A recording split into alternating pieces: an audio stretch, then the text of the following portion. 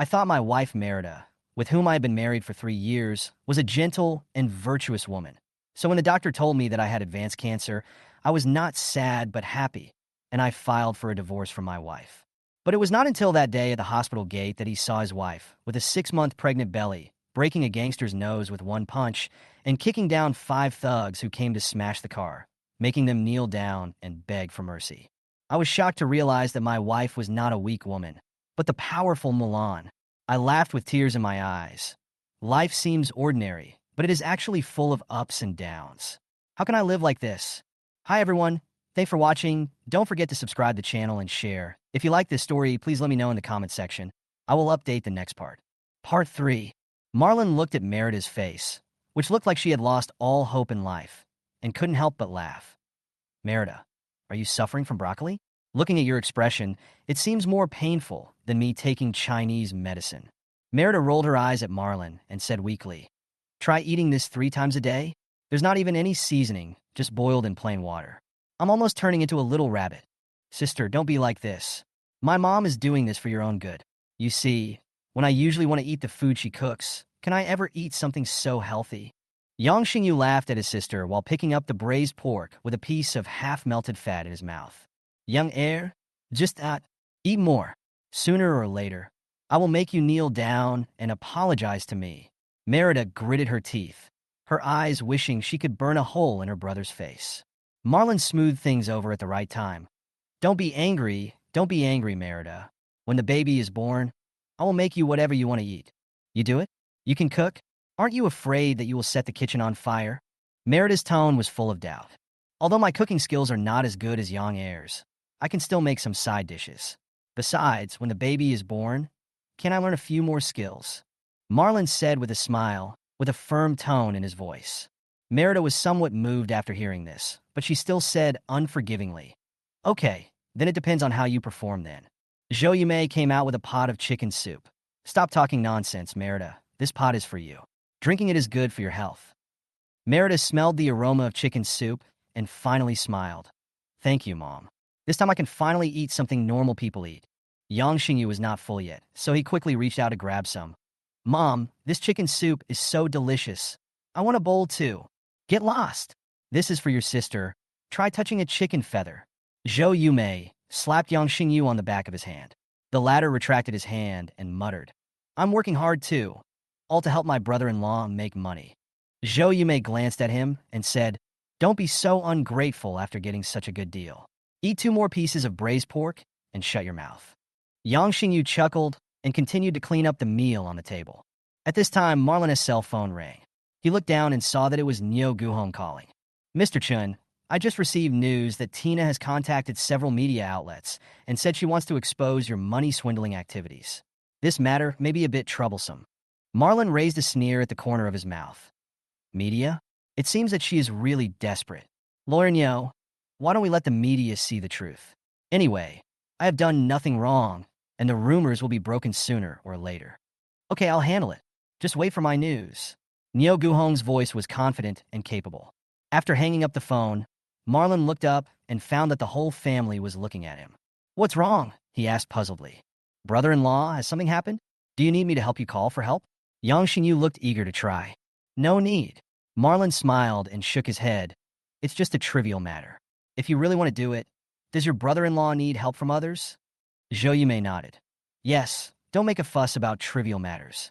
Marlon, you have to be careful and don't let those people get hold of you. Merida looked at Marlon without saying a word, but her eyes showed some worry. Don't worry, with Lawyer Neo here, those people can't cause any trouble. Marlon patted Merida's shoulder and comforted her softly. The atmosphere at the dinner table gradually relaxed. Yang Xingyu was still trying to eat, mumbling, brother-in-law, why don't you just open a law firm? Lawyer Neo will be your partner, and you can be the boss behind the scenes. It's guaranteed to be profitable. Marlon laughed. Young heir, you have a really big imagination. But for now, I just want to live a peaceful life. Merida heard this. She lowered her head and drank the chicken soup, but a complex emotion appeared in her eyes. Chapter 71, Uncle Fu jumps off the building. I'll say it again. When you see Yang Dianfeng in the future, you are not allowed to call her aunt. Zhou Yumei's tone was firm, as if she was reprimanding Yang Heir for making a huge mistake. She regretted it so much now. Why didn't she stop Yang Air from showing off in front of Yang Dianfeng a few days ago? After all, she herself loves to show off. Zhou Yumei sighed and secretly decided to be more low-key in the future. After all, only poor people love to show off, while rich people mostly know how to hide their wealth. My daughter and son-in-law live in a 300-square-meter house, so as a mother-in-law, I can't be too cheap. The dishes on the table were delicious, but Merida could only look at them but not eat them, and her mouth was watering with greed. Yang Xingyu and Marlin were enjoying their meal. At this time, Marlin's cell phone rang. His hands were greasy, so he could only answer it on speakerphone. "Excuse me, is this Mr. Marlin?" A strange voice came from the phone, and it was a landline. "What can I do for you?" Marlin responded casually, thinking it was just another sales pitch. "Excuse me, do you know a man named Pan Fusho?" the other party asked in a serious tone. Marlin's expression suddenly changed. "I know him. What's wrong?" He jumped from the 5th floor and suffered internal bleeding. "He is in critical condition. He left your phone number and 2 bank cards in his suicide note." "Where is he?" Marlin asked in a low voice. "Fengpu's Second People's Hospital." "I'll be there right away." After hanging up the phone, Marlin's face was terribly gloomy. "Marlin, don't be nervous. I'll go with you so that there's someone to look after you," Merida said worriedly. She didn't ask who Pan Fusho was. She just simply cared about Marlin. "It's already 7 o'clock. Let Xingyu accompany Marlin," Zhou Yumei said at the right time. "Okay, I'll go with my brother-in-law. Sister, just focus on taking care of the baby and leave the rest to me." Yang Xingyu patted his chest and immediately took out 2 huge power banks from the room, ready to go at any time. The two did not drive, but took a taxi directly to the hospital. On the way, Yang Xingyu couldn't help but be curious. "Brother-in-law, who is Pan Fusho? Why haven't you mentioned him before?" "He was a very honest nurse, a friend I met in the hospital." Marlin stroked the amulet on his neck, his tone heavy. "I don't know what happened to him, that he chose to jump off the building." It was already 9 p.m. when they arrived at the hospital. In addition to the doctor, there were also 3 policemen who greeted them. Seeing Marlin, the 2 policemen breathed a sigh of relief. "The patient is out of danger, but he still needs to be observed. I hope the disease will not recur." Marlin breathed a sigh of relief and turned to the doctor and said, "Use the best medical resources to save him. Mr. Chun, Pan Fusho doesn't have medical insurance." The doctor was a little embarrassed. "It's okay. I'll pay for it." Marlin immediately paid a deposit of 100,000 yuan. Seeing that the medicines selected by the doctor were all top-notch, he didn't bother to argue. He was only concerned about Uncle Pan's safety. But Marlin soon realized that there was more to the story than meets the eye. A young police officer hesitantly began to explain. "A few days ago, we received a report from Ms. Meng Heping, saying that Pan Fusho had exposed his genitals in front of her. After investigation, we found that it was just a misunderstanding. Pan Fusho had just gone to the woods to urinate." Marlin listened, his brows furrowed further and further. But Ms. Meng Heping insisted that she had been harmed and demanded compensation of 200,000 yuan. She also posted warnings around Mr. Pan's residence, threatening to post the information online if he didn't pay. Mr. Pan couldn't bear the pressure and jumped off the building. Yang Xingyu was so angry that he jumped up and down. "Where is she? I'm going to kill her."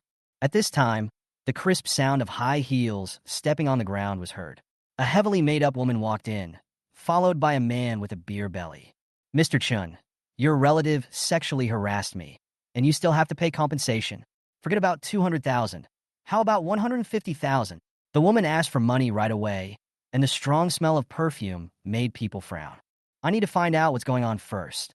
Marlin's tone was calm, but his eyes were as cold as a knife. "I have photos and videos. I can send them to you. Add my WeChat, and you'll know how disgusting it is after you see them." Meng Heping looked confident. The policeman glanced at Marlin and whispered, "This is a hospital. Let's talk somewhere else." Chapter 72. Marlin glanced at the doctor, who nodded and said, "Don't worry, Mr. Chun. Pan Fusho has been working as a nurse in our hospital. We know his character. Go ahead and do your work. We will do our best here."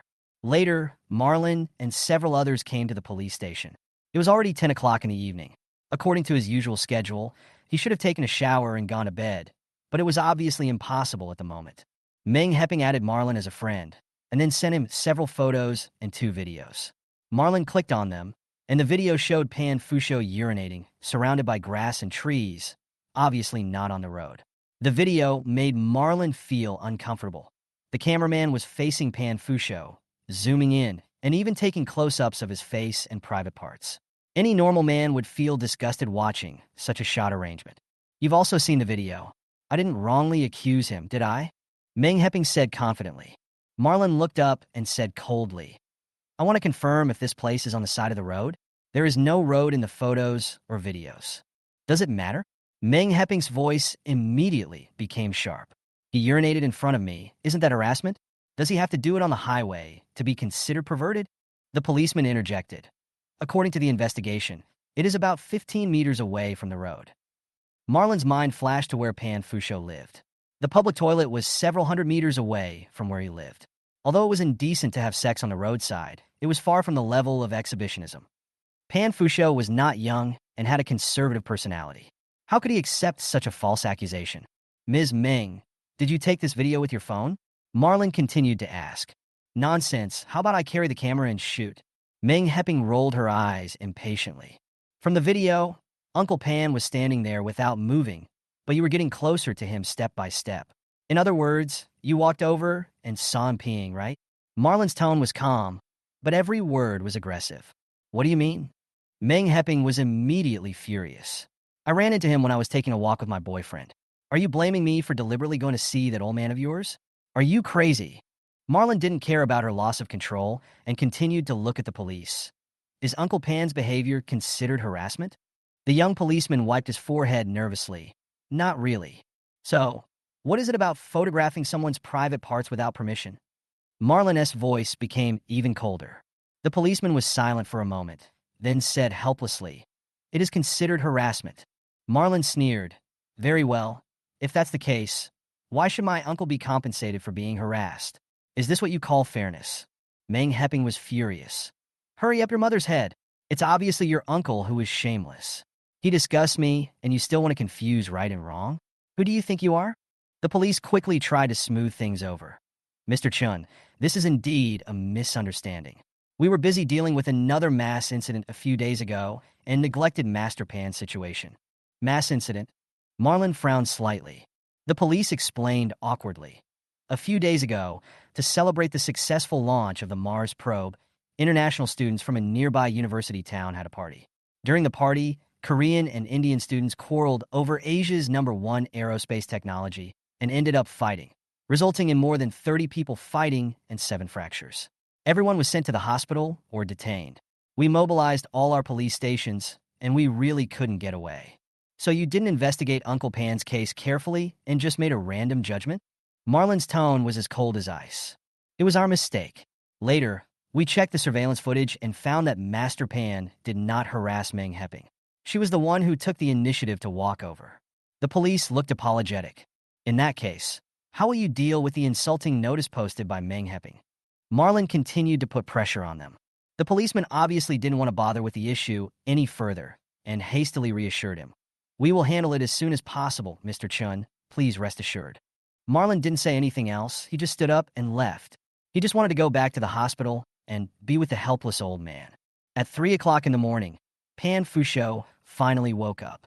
Through the window of the ward, he saw Marlon, and his eyes suddenly became wet. His voice was hoarse but firm. Xiao Chun, I am not a bad person. I really didn't harass anyone. Marlon nodded, his eyes full of mixed emotions. Uncle Pan, you don't have to say anything, I know. Chapter 73. Marlon stood outside the critical care ward, looking at Pan Fusho through the glass. The door of the ward was closed, and he could not hear Uncle Fu's voice. He could only use a smile to comfort the old man who had a rough fate. The nurse came over to change the infusion bottle, checked the equipment, and told Marlon, the patient's indicators are stable, and he is recovering well. As expected, Pan Fusho lived up to his name Fusho and recovered at an amazing speed. The internal bleeding did not recur, and after a few days of observation, he was transferred to a general ward on the 4th day.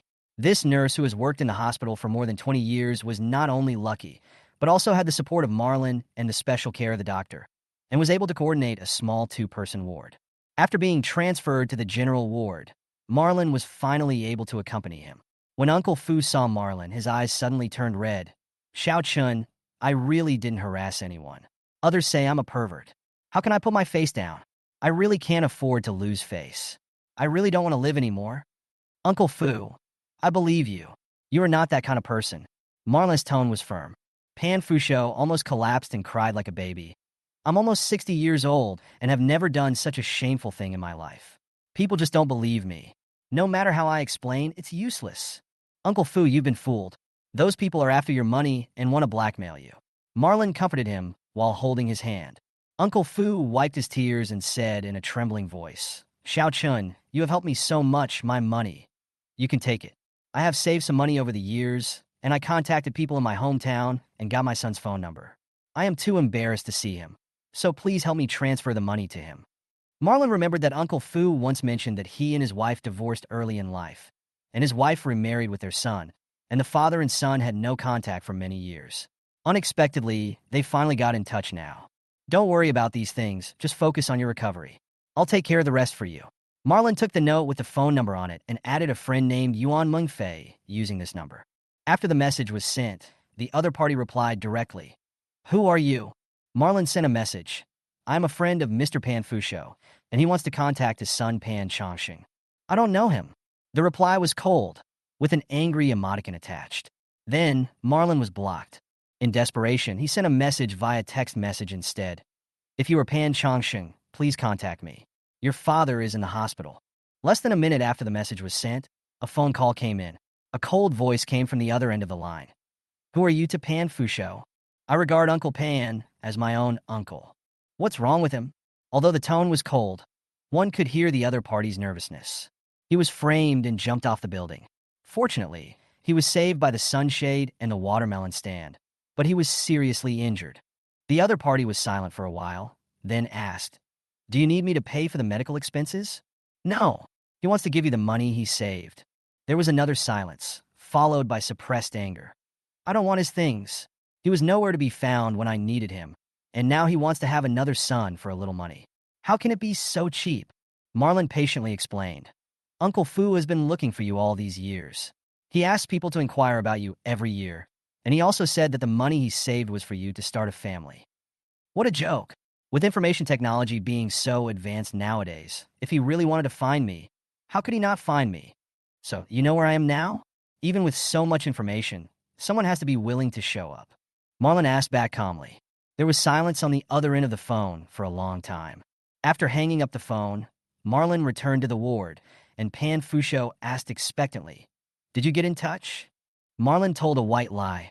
I got in touch. He's very busy and can't come to see you for the time being, but he was very worried when he knew you were sick. Uncle Fu sighed and said, Please help me get discharged from the hospital. I can't stay here any longer.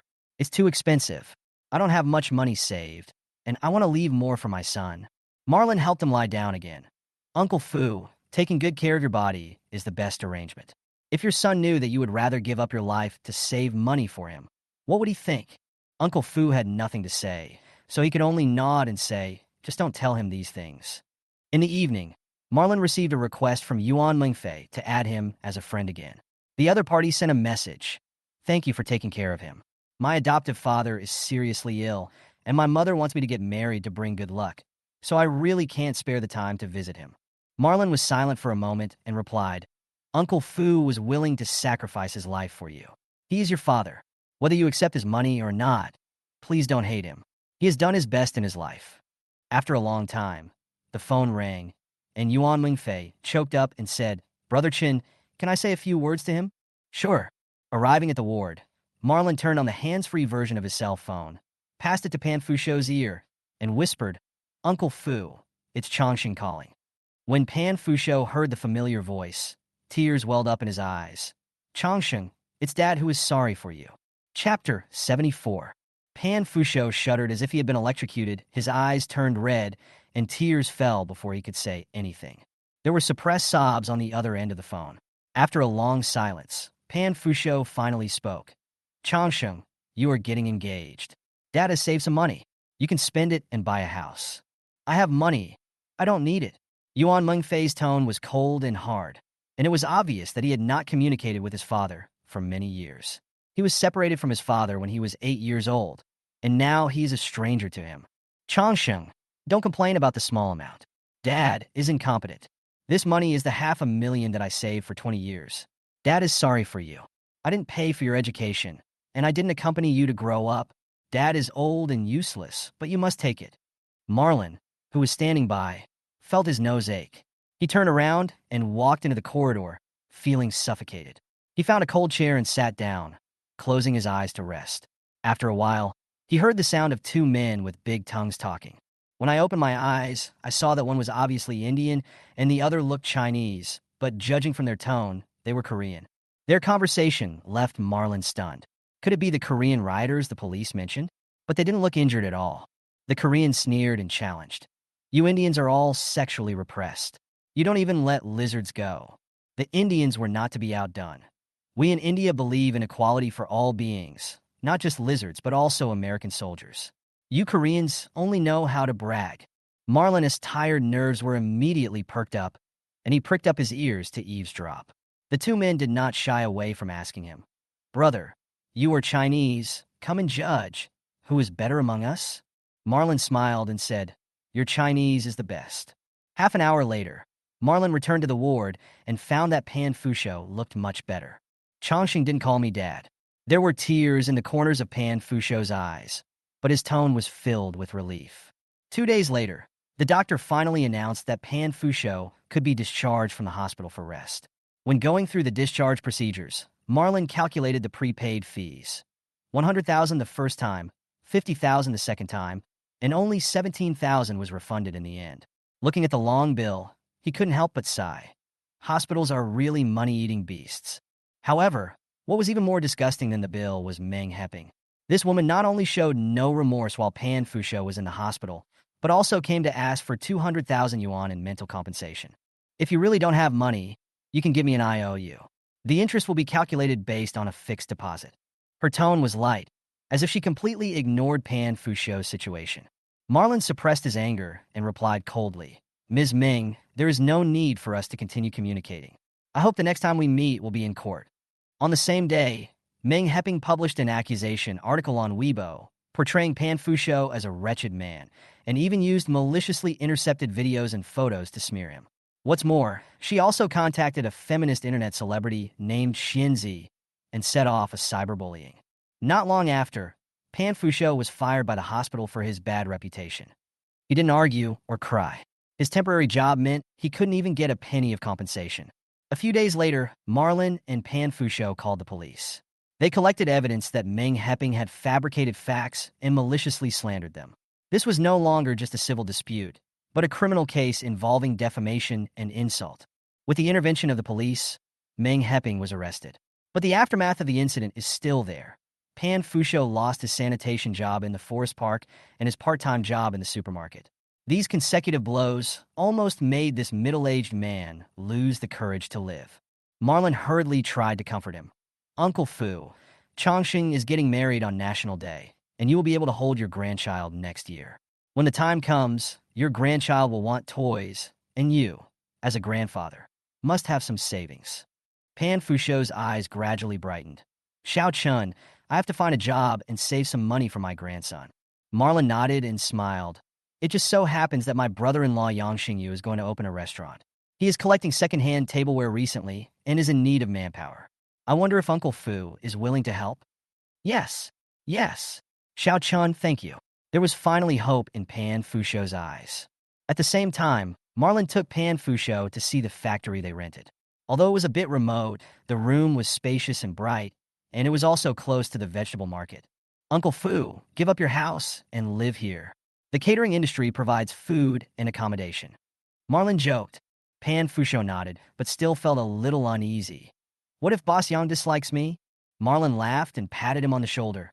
"Don't worry, I'll call Boss Yang now." Chapter 75. Marlon almost forgot to inform Yang Xingyu about Pan Fusho. When he called, he asked, "How is the battle going?" Yang Xingyu's voice was filled with excitement.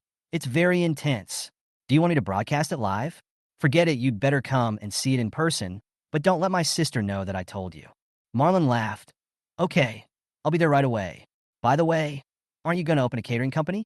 Uncle Fu has agreed to come and help. He will be the company's first external employee. The monthly salary is 5,000, plus a monthly meal allowance of 1,200, and food and accommodation are provided. He lives in the warehouse. Is that okay with you? No problem, but Uncle Fu hasn't fully recovered yet. So why don't you let him rest for 2 days and start paying his salary today? It's settled. After hanging up the phone, Pan Fusho finally felt relieved. After explaining the process of sorting and washing dishes, Marlon hurried to his ex-mother-in-law's house. He had been so busy with Pan Fusho's affairs these days that he was very nervous. Now he could finally take a break. When we got home, it was just as Yang Xingyu said, the war in the living room was in full swing. The confrontation between Zhou Yumei and Yang Jianfeng not only did not subside, but escalated. Yang Jianfeng's husband Wang Jianing sat in the dining room with a tired face, and it seemed that he had not slept well for several days. Zhou Yumei, however, was smiling and clearly had the upper hand. In the next room, Merida and Yang Xingyu were secretly watching the fight and even started a gambling game. I bet within 3 minutes, my mother will call my aunt a pig-brained person and my uncle will slam his fist on the table. Merida was confident. At least 5 minutes. Yang Xingyu was not willing to be outdone. The brother and sister turned on the stopwatch and started timing. Just when Yang Jianfeng proposed to transfer his son's household registration, Zhou Yumei sneered and counterattacked. Yang Jianfeng, are you crazy? You just plotted against us, and now you want me to help your son go to school? What kind of pig brains are you in? As soon as he finished speaking, Wang Jianing slammed his fist on the table with a bang, his face flushed with anger. Let's quarrel. Why are you scolding me? Merida stopped the stopwatch and proudly held out her hand. 1 minute and 55 seconds. Yang Heir, give me the money. Yang Xingyu looked unwilling and obediently transferred the money. Sister, let's forget it this time. Gambling hurts feelings. Dream on. There is no family affection at the gambling table. Give me the money quickly. Just as the siblings were bickering, Marlon walked in. When Zhou Yumei saw her son-in-law coming, she immediately put away her fighting stance and changed her tone. Marlon, this is your uncle Wang Jianing. Although his wife is not a human being, he has not offended us, so he is a victim. Wang Jianing's face darkened. You said my wife is not a human. Am I marrying a beast? Zhou Yumei smiled kindly and said, No, pigs are not wild animals. They are domestic animals. She also helped him explain the definition. Marlon couldn't help laughing and joked. Your throat isn't hoarse after arguing for 3 hours?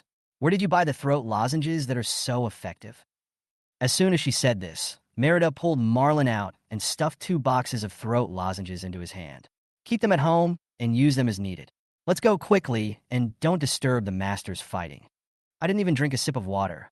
Why are you so anxious? Marlon was puzzled. Stop talking nonsense and take me to eat something delicious.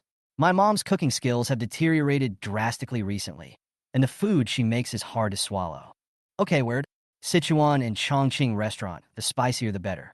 Is your mom okay? Can she handle 2 adults across from her? My mom is a teacher. She relies on her mouth to deal with students. Those 2 little characters are nothing.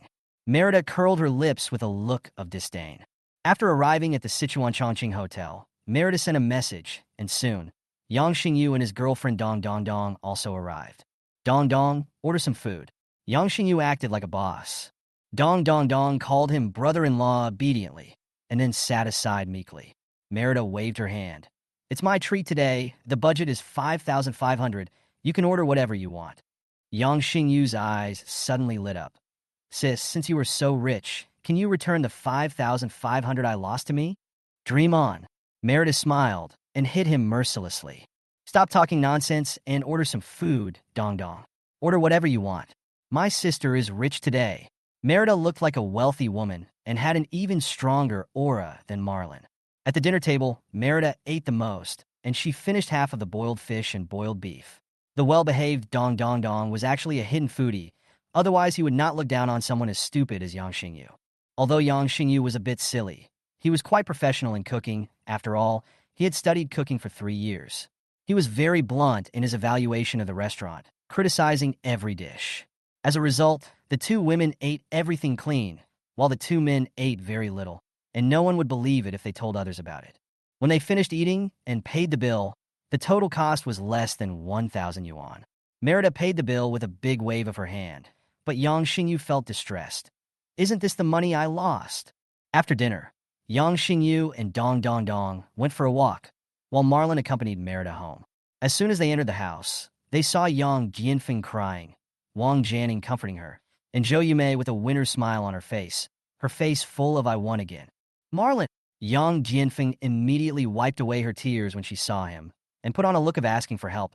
"As your aunt, I have no grudge against you, let's be fair." Zhou Yumei snorted coldly, obviously not worried. "Okay, let Marlon judge and see who is right." Yang Jianfeng was full of grievances. "Your mother-in-law lives in a big house of more than 80 square meters. Yang Xingyu has a 100 square meter house in his early 20s, and Xiao Xue will soon live in a 300 square meter mansion. On the other hand, your uncle, your cousin, and his family of 3 are squeezed into a small house of 56 square meters. I just want your mother-in-law to help transfer Xiaozong's household registration here. He will be in the 3rd grade next year, and he needs this household registration when he transfers to number 3 middle school."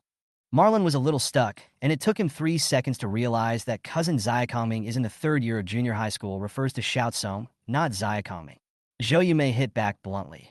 "Yang Jianfeng, please explain clearly. Don't I agree?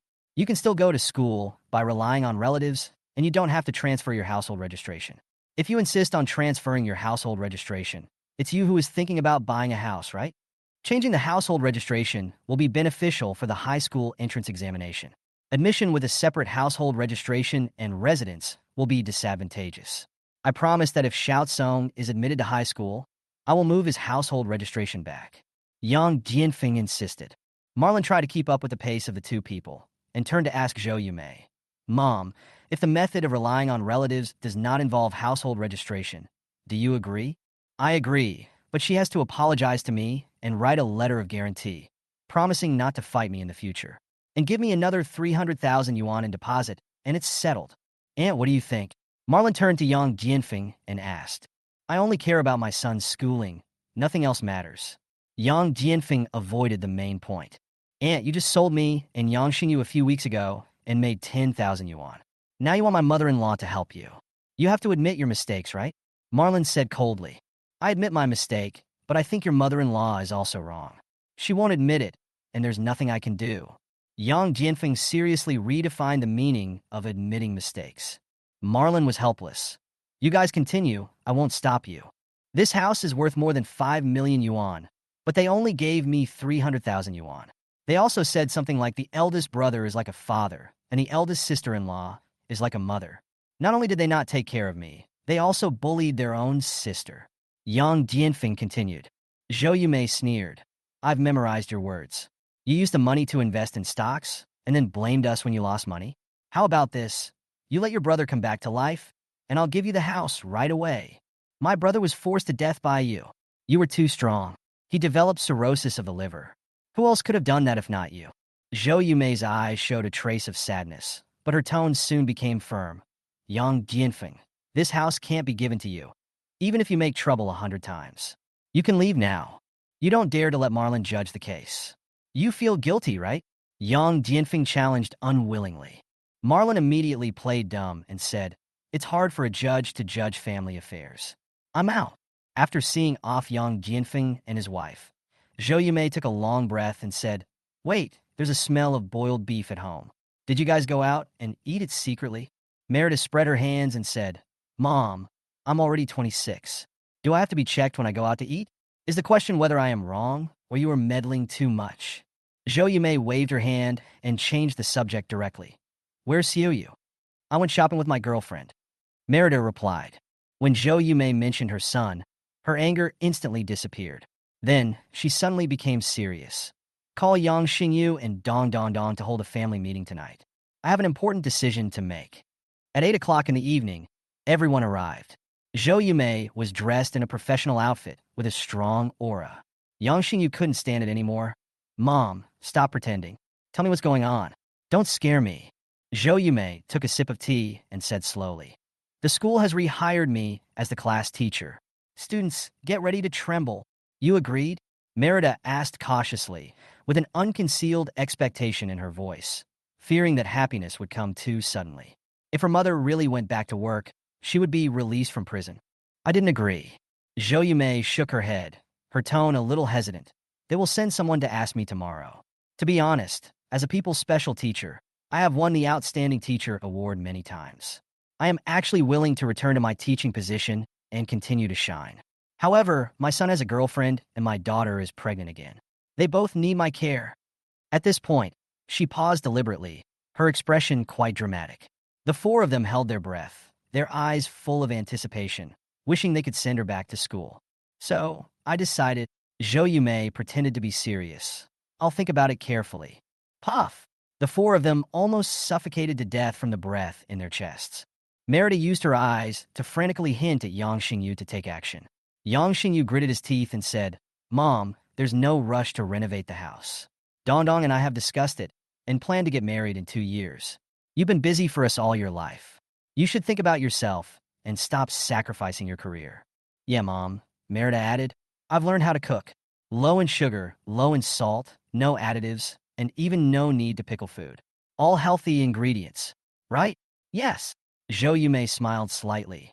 "My daughter is sensible, and my son is filial. So why should I worry? However, I have decided to give up the opportunity to be rehired and continue to take care of you at home." When the brother and sister heard this, they almost vomited blood. They had eaten boiled vegetables every day, and they were about to vomit water. They finally saw the dawn of hope, but it was extinguished in an instant. Seeing this, Dong Dong Dong was called to speak. She was always well-behaved, but she couldn't help laughing in this atmosphere. "Annie, you are in good health, so it's no problem for you to work in school for a few years. When my sister's children go to elementary school, you can help with their homework. It's easy to find a nanny, but it's hard to find a good teacher." Dong Dong is still good at talking. Zhou Yumei nodded with satisfaction. "It's settled. I'll go to school tomorrow and talk to the dean." The four of them were delighted, thinking she had finally agreed, but she said think about it again. Merida wanted to change her name to Yang Mingxing immediately. The topic turned to Yang Xingyu, who confidently announced his recent plans. "My brother-in-law and I have set up a company together called Xingyu Catering Services, starting with low-end food and serving ordinary people." "Mom, this time I want to rely on myself. I don't need my sister's money, and I don't want to touch the family savings. I will work hard to make money and pay back all the money I owe my sister." Yang Xingyu's eyes were firm, and Dong Dong Dong snuggled on his shoulder with a happy face. Zhou Yumei nodded, but her tone was still stern. "We can cooperate, but the share distribution must be agreed upon in advance. I don't want you two siblings to fall out over money and repeat the mistakes of your father and your aunt." Marlin interrupted. "I don't want any shares. Xiao Xue and Xiao Yu can each take half." "No." Zhou Yumei rejected it flatly. "Xiao Yu didn't pay, so the shares cannot exceed 30%. Yang Xingyu waved his hands quickly. "Mom, I don't want that much. Just give me 10%. I have no experience, so my brother-in-law doesn't have to give me shares." Zhou Yumei nodded with satisfaction. "That's reasonable. Then it's settled. Xiao Yu gets 10%, and the remaining 90% goes to Marlin and Xiao Xue. They can divide it up as they like." Marlin insisted. "I'll still give Xiao Yu 30%. If the company really takes off, he will be the main person in charge." The final decision was made. Merida 70%, Yang Xingyu 30%. Marlin paid the full amount of the company registration fee, and he even planned to hire Pan Fusho after the company was established and pay for his 30 years of Social Security. The next day, Ming Heping suddenly contacted Marlin through the police and asked to meet him. Marlin didn't want to talk to her, but after the police's persuasion, he went anyway. In the reception room, Ming Heping was wearing a loose guard uniform. She looked old and haggard with no makeup on her face. She sat across the table with a gloomy look.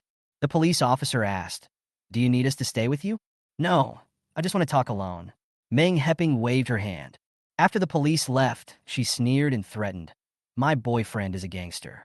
If you mess with me, be careful." Marlin almost laughed out loud. "No wonder you stared at my Uncle Fu's private parts for so long. You are quite dedicated." Ming Heping's face darkened and her tone became even more ruthless. "You have two choices. Withdraw the lawsuit and publicly apologize and pay compensation, or wait for my boyfriend to get you. Goodbye." Marlin replied coldly and stood up and left. I heard Ming Heping's angry panting behind me. She looked like she had just finished running 10,000 meters and looked embarrassed and helpless. Marlin turned around and went out and went straight to the police. "I have nothing to say about this woman." After saying that, he turned around and went home. As soon as he arrived at the door of the villa, he saw Merida standing in front of the door with a big bag and a small bag with a big smile on her face. "Why are you here?" Marlin took the bag from her and asked casually. "The big bag is for replacement clothes, and the small bag is 88,000. Merida looked proud. My mother finally accepted the school's reemployment. She went to handle the formalities today. Summer salary can be calculated from now on. Otherwise, she will lose 1.5 months' salary if she waits until school starts. And then, Marlon raised an eyebrow. Then there was no one to cook for me, so I had to come and eat for free. Where's Yang Air? He can't cook. He bought takeout and ate at his girlfriend's counter. He swallowed my mom's water-cooked food worse than me, and he almost vomited water every day. The weather was too hot, so Merida took a shower and changed into a bathrobe. Marlon's eyes were attracted involuntarily, and when he was about to speak, Merida's cell phone suddenly rang. It's my mom's phone. She frowned and hung up. Less than 10 seconds later, Marlon's phone also rang. Mom, is there something wrong? Marlon picked up the phone reluctantly. Is Xiaoxue with you? Zhou Yumei asked coldly. Yes, just arrived. Please put her on the phone. After handing over the phone, Merida explained helplessly. Mom, I'm here to eat, and I'll go back after I finish eating. After hanging up the phone, Marlon went into the kitchen to get busy. Merida was already very hungry. After a hearty meal, Merida touched her round belly with a satisfied look on her face. I finally feel a little pregnant. She took another shower, leaving her bathrobe hanging out to dry, and she and Marlon looked into each other's eyes as if they understood each other's thoughts instantly. The villa was quiet and spacious, perfect for some deep communication. Zero language, negative distance. The entire process only leaves the initials and finals opinion, and there are few complete words. The two of them were more relaxed than ever. After dinner, they went out for a midnight snack, and after returning home, they had another communication and fell asleep immediately because they were so tired. In the middle of the night, there was a rapid knock on the door. Marlon jumped out of bed, put on his shorts, and went to open the door angrily. He saw Zhou Yumei standing outside. Mom! Marlon suddenly woke up, and his expression was stiff. Zhou Yumei looked grim, walked into the house quickly, went upstairs, and opened the bedroom door. She froze in an instant at what she saw. Marlon's clothes were scattered on the floor, Merida's underwear was hanging on the TV, and on the bed, Merida was naked. After 2 months of blocking, it's still too late. Zhou Yumei let out a silent wail. Marlon quietly hid on the sofa with a blanket in his arms, tossing and turning, becoming more and more awake as he slept.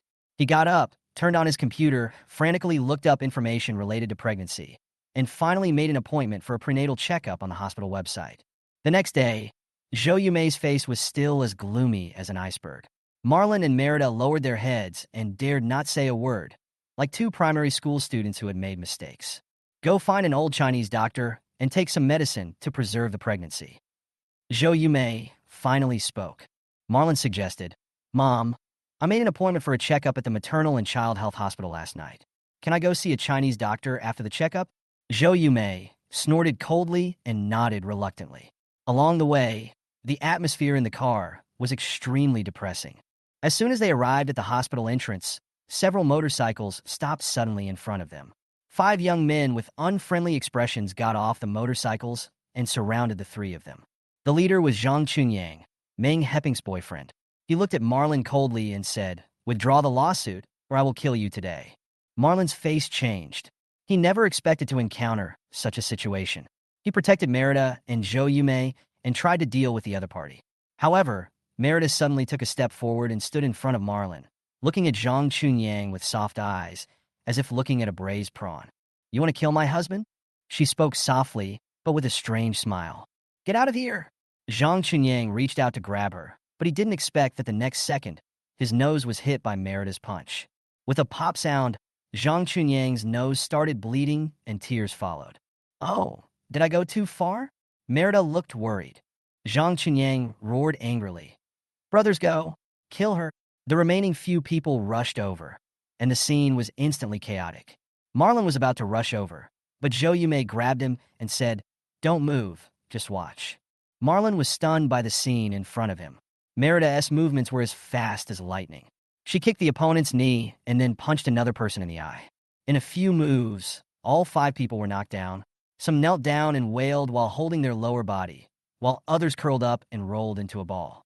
Merida clapped her hands, turned around and saw Marlon and Zhou Yumei's dull eyes, instantly put on an elegant smile, picked up her bag and covered her belly, and said softly, Husband, what you just saw was an illusion. Marlon suspected that he had turned into Isin-chan at this moment. After 10 seconds, I don't know you, and you don't know me. Seeing his dull expression, Zhou Yumei hurried to comfort him. Don't be afraid, don't be afraid. Xiao Xue has learned dancing before. Her movements are flexible, and she can't fight at all. She is actually very weak. I don't believe you. Details of the past gradually emerged in Marlon's mind. Yang Xingyu once mentioned that when he went to ask the owner of the Hui Cuisine restaurant for his salary, he had to bring his sister to give him courage. When he introduced Dong Dong Dong, he said that the prototype of Sun Yang was Merida. When they first came to the villa, Merida said that this place was suitable for practicing boxing. These details were instantly connected, and Marlon felt a chill on his back. This is not dancing. This is simply a replica of Sun Yang, the owner of the black shop. If he hadn't let her go before, he wouldn't have had the chance to get lung cancer, and he would have become a meat bun filling long ago. Merida realized that her mother's lies were useless, so she confessed, "Honey, I used to practice some kickboxing and won a few championships." Marlon could respond. A young girl ran over excitedly. "Sister, you looked so handsome when you were fighting just now, just like Gong Air and the Grandmaster. Can I become your disciple?" Merida was speechless. She was thinking about how to make Marlon calm down and accept it, but the girl became even more excited. "I will call you Second Master from now on. You are Gong Air. Your whole family is stupid." Merida retorted unhappily. The little girl's boyfriend quickly pulled her away. Sorry, my girlfriend is a little silly. Sorry to bother you." He was afraid that Merida would attack again, and his voice was obviously trembling. Marlon finally came to his senses and corrected coldly. "She is not Gong Air. She is Sun Yang." "What's wrong with Sun Yang? I'll still make you pregnant."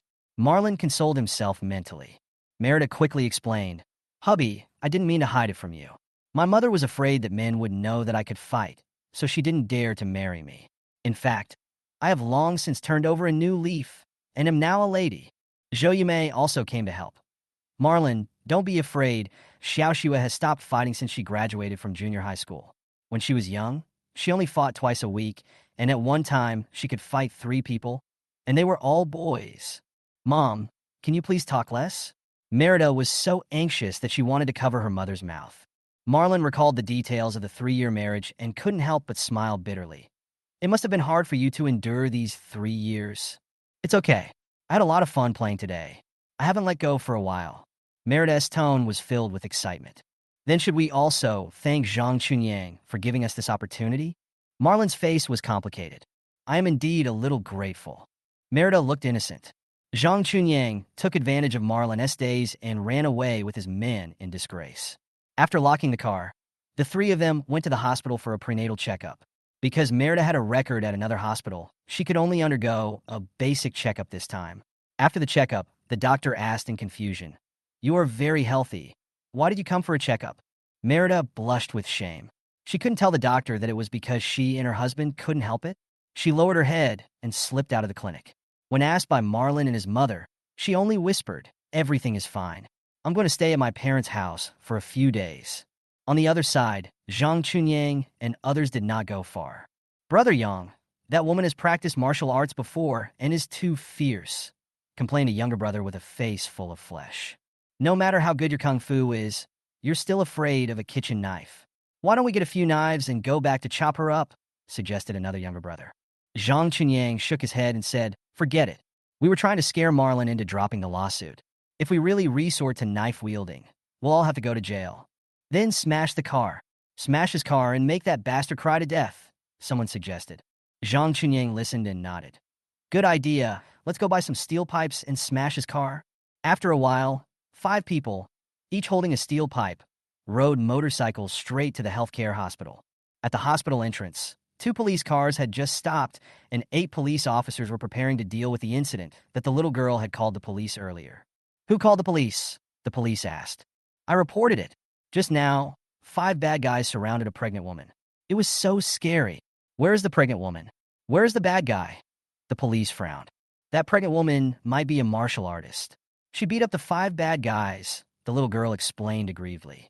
The police officer was suspicious and was about to reprimand them when Marlon and the other 2 walked out of the hospital. The little girl recognized Merida at first sight and said, "That's her." Before the police could ask clearly, 5 motorcycles came roaring in, and Zhang Chunyang and others jumped off the motorcycles holding steel pipes and directly surrounded Marlon and the other two. Smash the car! Zhang Chunyang roared. But before they could do anything, 8 policemen surrounded them, their batons flashing coldly.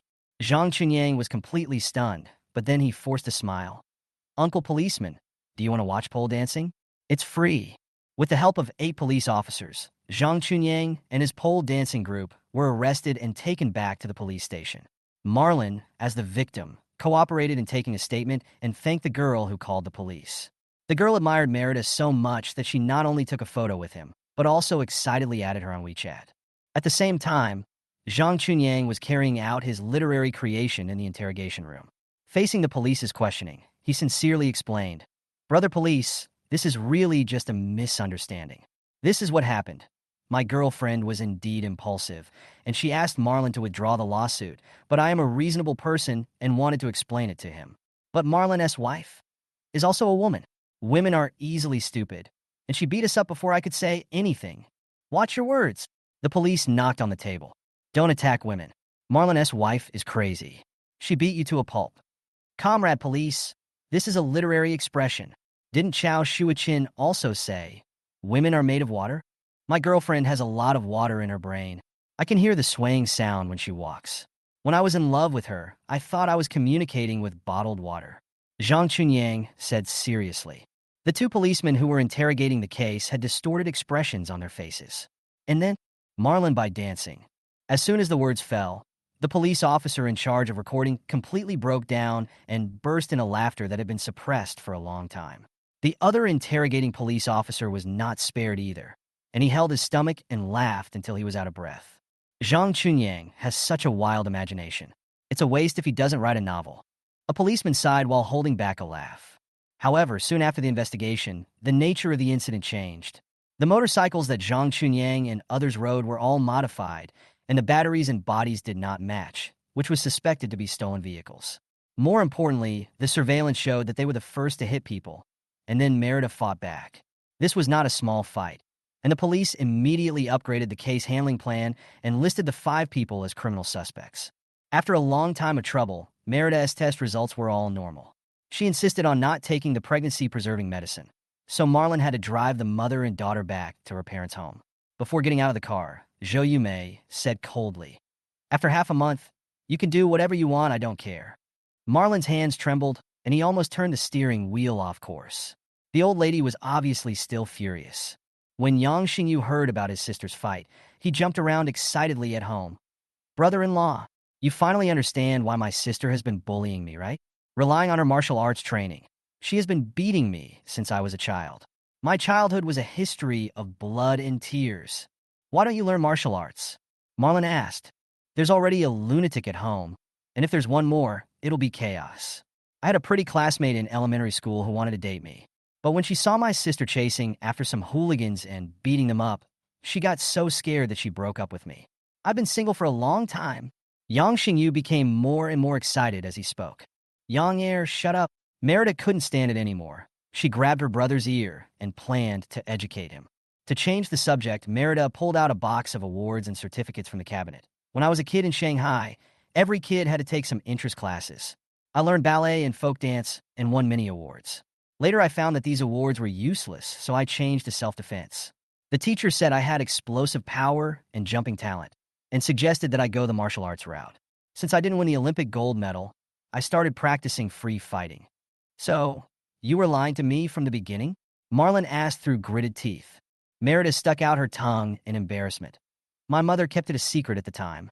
She was afraid that you would know that I would fight, so she didn't dare to marry me. No wonder Sister Sue didn't mention anything when she introduced you to me." Marlon suddenly realized, there are even more powerful ones. Yang Xingyu interrupted. "Brother-in-law, the women's fighting class in the Yingxiang League Gymnasium is the territory of my sister's part-time coach. Those muscular women call you a coward. Can you bear it?" "Yang try saying one more sentence." Merida pushed her brother onto the sofa. "Do you want to tell me again about the time when you lost to the front desk girl in the club when you were a kid?" "I lost on purpose." Yang Xingyu was very proud. "If I didn't pretend to be weak, would they let me touch their hands?" "You little pervert." Merida was so angry that she raised her hand to hit him. Zhou Yumei just walked in and saw this scene. She asked seriously, "What happened to young heir? He's just a child." Chapter 81. After Zhou Yumei brought her daughter home, she went to school and soon returned with a contract. When she heard Merida say that Yang Xingyu is hopeless, she became unhappy on the spot. After all, he's my biological son. Although he's a little bit weak, he's not a bad person at all. Merida mercilessly told the whole story of Yang Xingyu pretending to lose and touching hands while arm wrestling in the women's fighting gym. Zhou Yumei commented coldly, "Looks exactly like his father." Yang Xingyu was very proud after hearing this. "Mom, I've already told you that the only way to fight those women is to outsmart them. My sister is Sun Eryang. I am Wu Song, and my brother-in-law is Wu De." Merida was furious. "You said your brother-in-law is Wu De, so you mean I am Pangelian? Poison my own husband? If I don't beat you so hard that your own mother can't recognize you today, I will not be called Merida." Marlon on the side silently picked up the oversized cup, took a sip of the potion, and said to himself, "I am not angry. I need to be calm." Even Zhou Yumei couldn't help herself. "Beat me. Beat me as much as you want. I'll recognize you even if you beat me to ashes." Yang Xingyu hid behind his mother and pointed at the document in her hand. "Mom, what is this?" Zhou Yumei immediately became excited, as if she had been waiting for this moment. "It's nothing, just a re-employment contract. The school insisted on re-employing me as a class teacher, saying that the education industry in Shanghai cannot do without me. I refused several times and failed.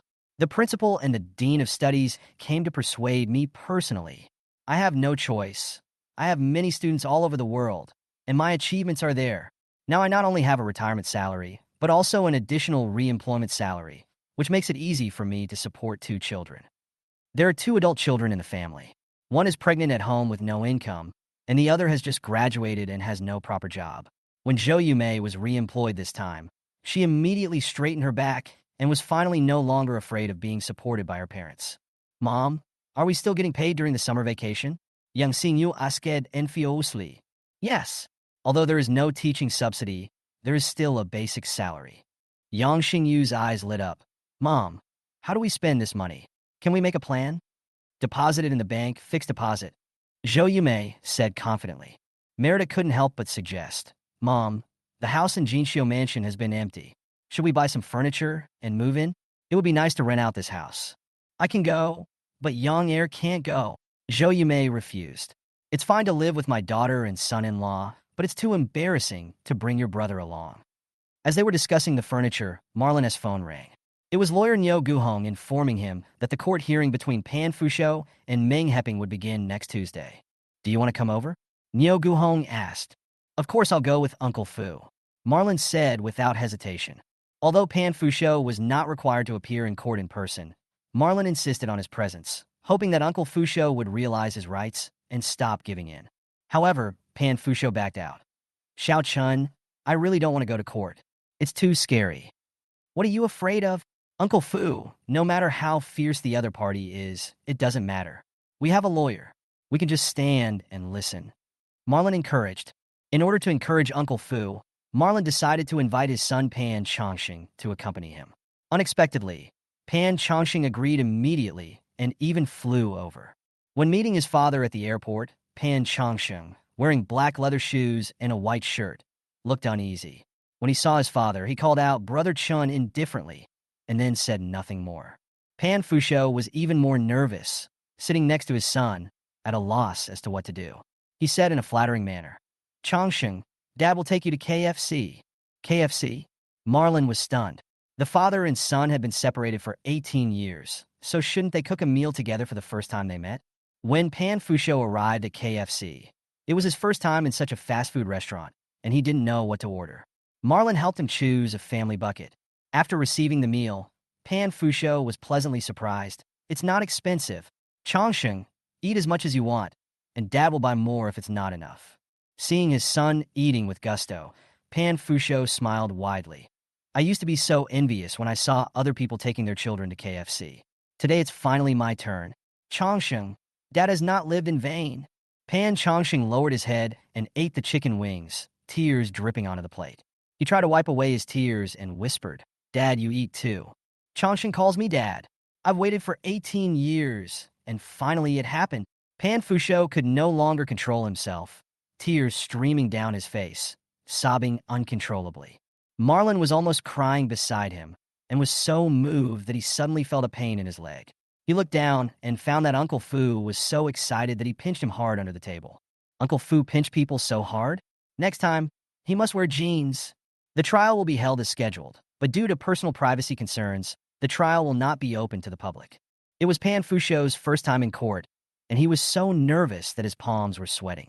Seeing his son Pan Chongqing sitting next to him, he patted his son on the shoulder and said, "Chongqing, don't be afraid. Dad is here." In fact, he hardly had to speak during the whole process, as lawyer Niu Guhong was mainly responsible for the matter. Meng Heping's lawyer was hired by the internet celebrity Xianzi, who claimed to speak for women. However, before the trial began, Xianzi clashed with security personnel at the entrance of the hall. "Why don't you let us bring mobile phones and recording devices? You are a black court," Xuanzi said aggressively, followed by a dozen supporters holding banners and shouting slogans. Armed police arrived upon hearing the news and quickly took away several women who were leading the riot. "Sister Xuanzi, save us!" Several people asked for help in panic, but Xuanzi changed his attitude in an instant. "I don't know them at all." Those people were dumbfounded. They didn't expect that they were dragged in to strengthen the team's momentum, but in the end they became abandoned pawns. When the trial began, Meng Heping stood in the dock in her orange prison uniform, her eyes darting around. "Where's Zhang Chunyang? He said he would come to testify for me. Why didn't he come?" No one responded to her question.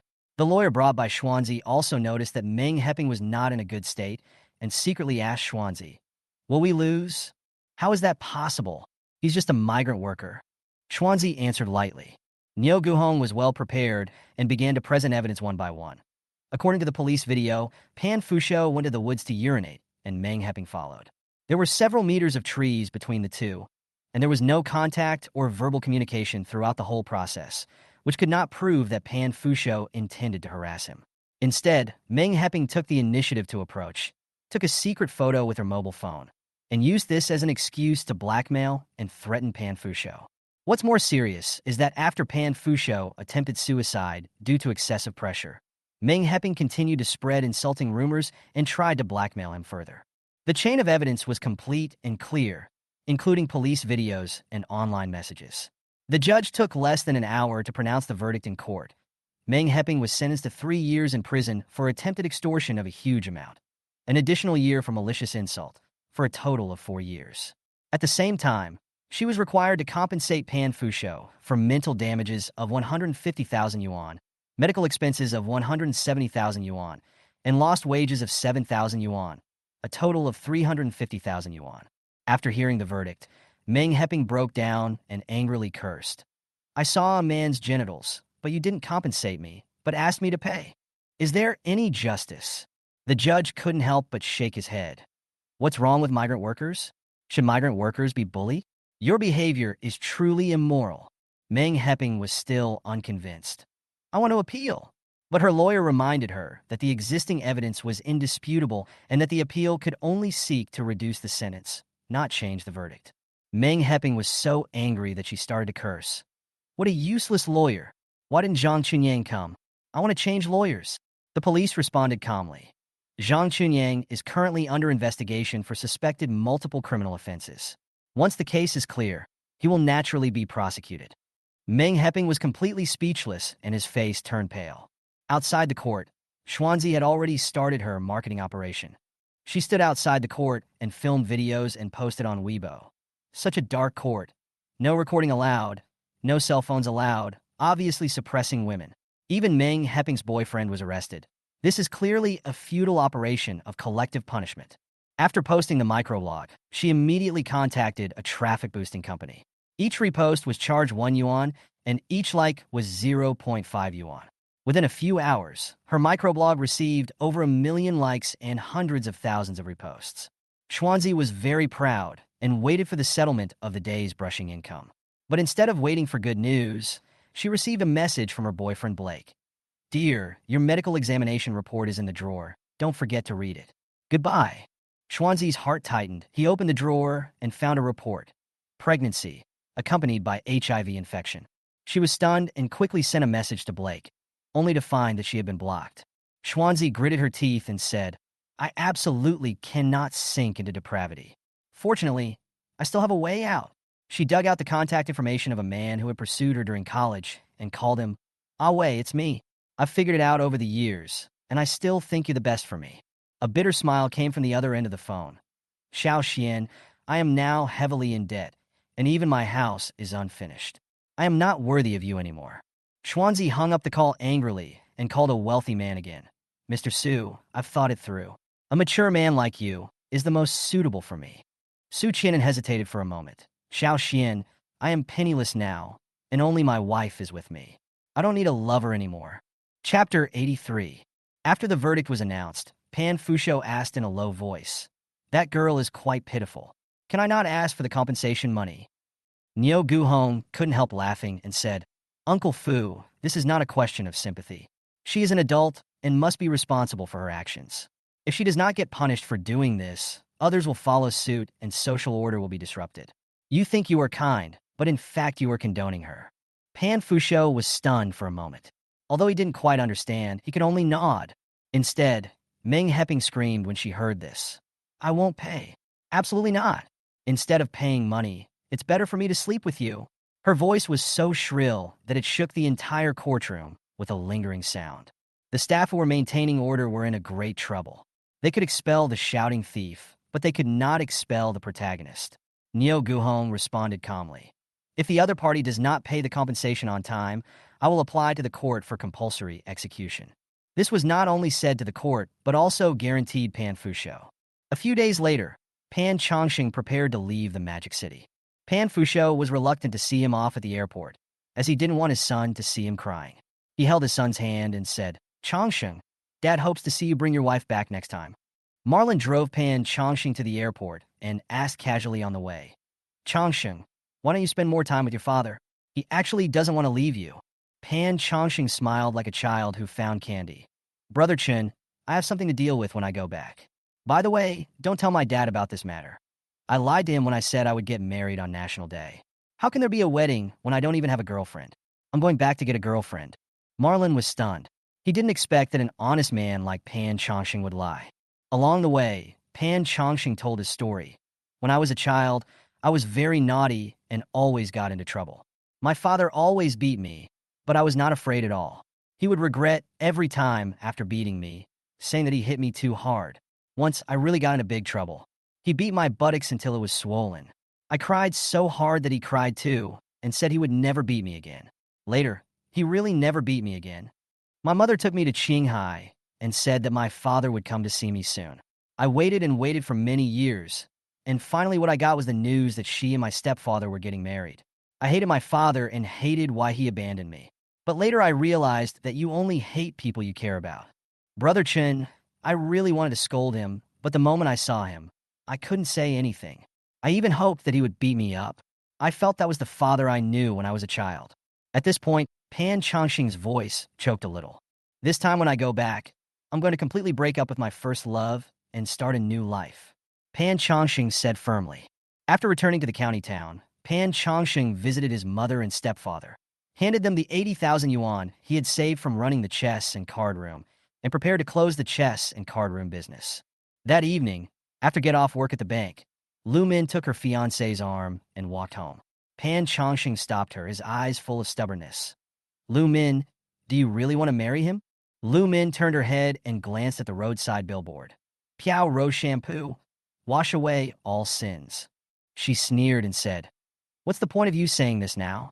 You are afraid of this and that, and the thing you are most afraid of is losing me. I am getting married now, and you come to interfere with my life. Do you think it is appropriate? I was afraid before, but now I'm not afraid anymore." Pan Chongqing straightened his back. "Too late." Pan Chongqing took a deep breath and suddenly shouted loudly, "It's better to be late than never. Lu Min, I love you. I want to marry you, and I will treat you well for the rest of my life. Whoever dares to stop me, I will fight him." His tone was excited, as if he wanted to make the whole world his enemy. Lu Min's fiancé's face turned pale, as if there was a green grassland on his head. He rolled up his sleeves and was about to beat Pan Chongqing. The female colleagues who were watching were very excited, and someone quickly called Lu Min's parents. Lu Min's father was making dumplings, but when he heard the news, His hands shook and the stuffing spilled all over the floor. Lu Min's mother grabbed the kitchen knife she was using to chop green onions and rushed out, shouting, "I'll see who dares to ruin my daughter's happiness." The kitchen knife was gleaming with oil and stained with a few green onions. The storm was about to break out, but Pan Chongqing stood there motionless, with the stubbornness on his face obvious. Chapter 84. When Father Lu saw his wife rushing out with a kitchen knife in one hand, countless thoughts flashed through his mind, especially the beautiful picture of his wife committing a crime and going to jail so that the family could finally be peaceful. But after hesitating for 3 seconds, he decided to save his family, suppressed his fantasy in his heart, picked up a bag of flour and rushed out. A woman has a knife. You can't fight her head on. You can only outsmart her. Father Lu held the flour bag full of dumplings, intending to throw the dumplings to distract his wife and take the knife while she was picking up the dumplings. At this moment, the sunset on the street dyed the sky crimson. A woman holding a kitchen knife came out of the sunset with murderous intent, attracting everyone's attention. Before Lu Min's fiancé took any action, Lu's mother rushed to Pan Chongqing and waved the kitchen knife straight at his throat. Lu Min rushed towards Pan Chongqing and shouted, "Mom!" The two people hugging each other tightly became the protagonists in the painting, and all eyes were focused on the kitchen knife shining with lard. The kitchen knife stopped, and Mother Lu scolded, "Silly boy, why didn't you hide? There was lard on the handle of the knife, and I could hardly hold it." When Father Lu finally arrived with a bag of flour, he saw Pan Chongqing facing Mother Lu, saying in a calm and resolute tone, "Annie, either kill me or put down the knife and let Yipping and I go." Mother Lu was stunned, and the onlookers were talking. Does he really dare to fight his mother-in-law? Let's just run. With one swing of the mother-in-law's kitchen knife, the ending will be bloody and romantic. Pan Chongqing continued, "Aunt, you hate my chess and card room, so I listened to you and emptied it out. The chess and card room is important to me, but Yipping is more important than my life. You said that if you burn down the chess and card room, you will let me be with Yipping. I mean what I say." He took out a lighter and said, "But I will never implicate others. If I burn down the house, I can't escape from the whole street." As soon as he finished speaking, the flames started. No one dared to say anything, but Father Lu reluctantly threw the flour bag into the fire. Mahjong, poker, and billiards were all soaked in gasoline and burned with crackling sounds. Mother Lu's face turned blue and red in the flames, and finally she sighed, "Minner didn't have dinner, bring her some dumplings." Then she rushed into the fire, fished out the charred dumplings, and put them in the bag. Seeing this, Father Lu took out a pair of car keys and stuffed them into Pan Chongqing's hands. "Run. You have offended the Gu family, so you have to run away now and come back after you give birth to the baby."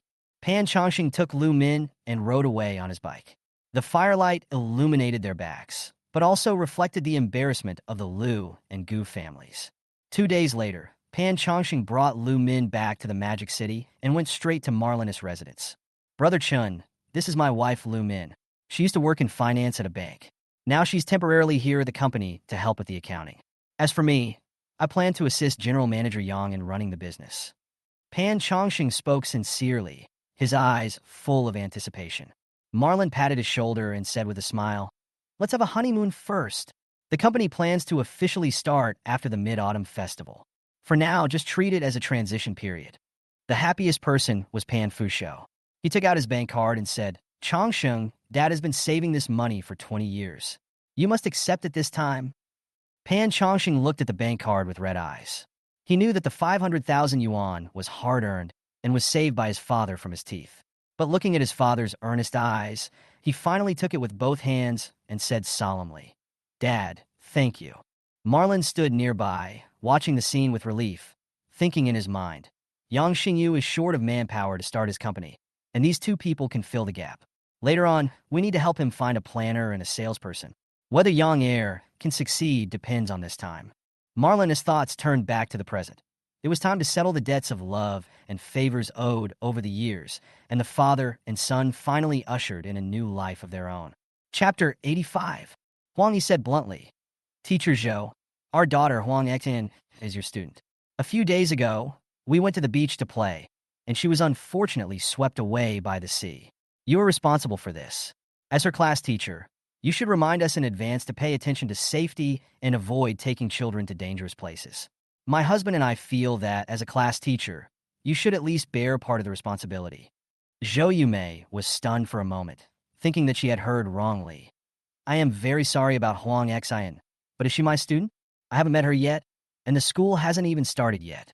You said I should remind her, but I am not the child's guardian during the summer vacation. Besides, parents are the direct protectors of their children, right? Fei Wuxin sneered.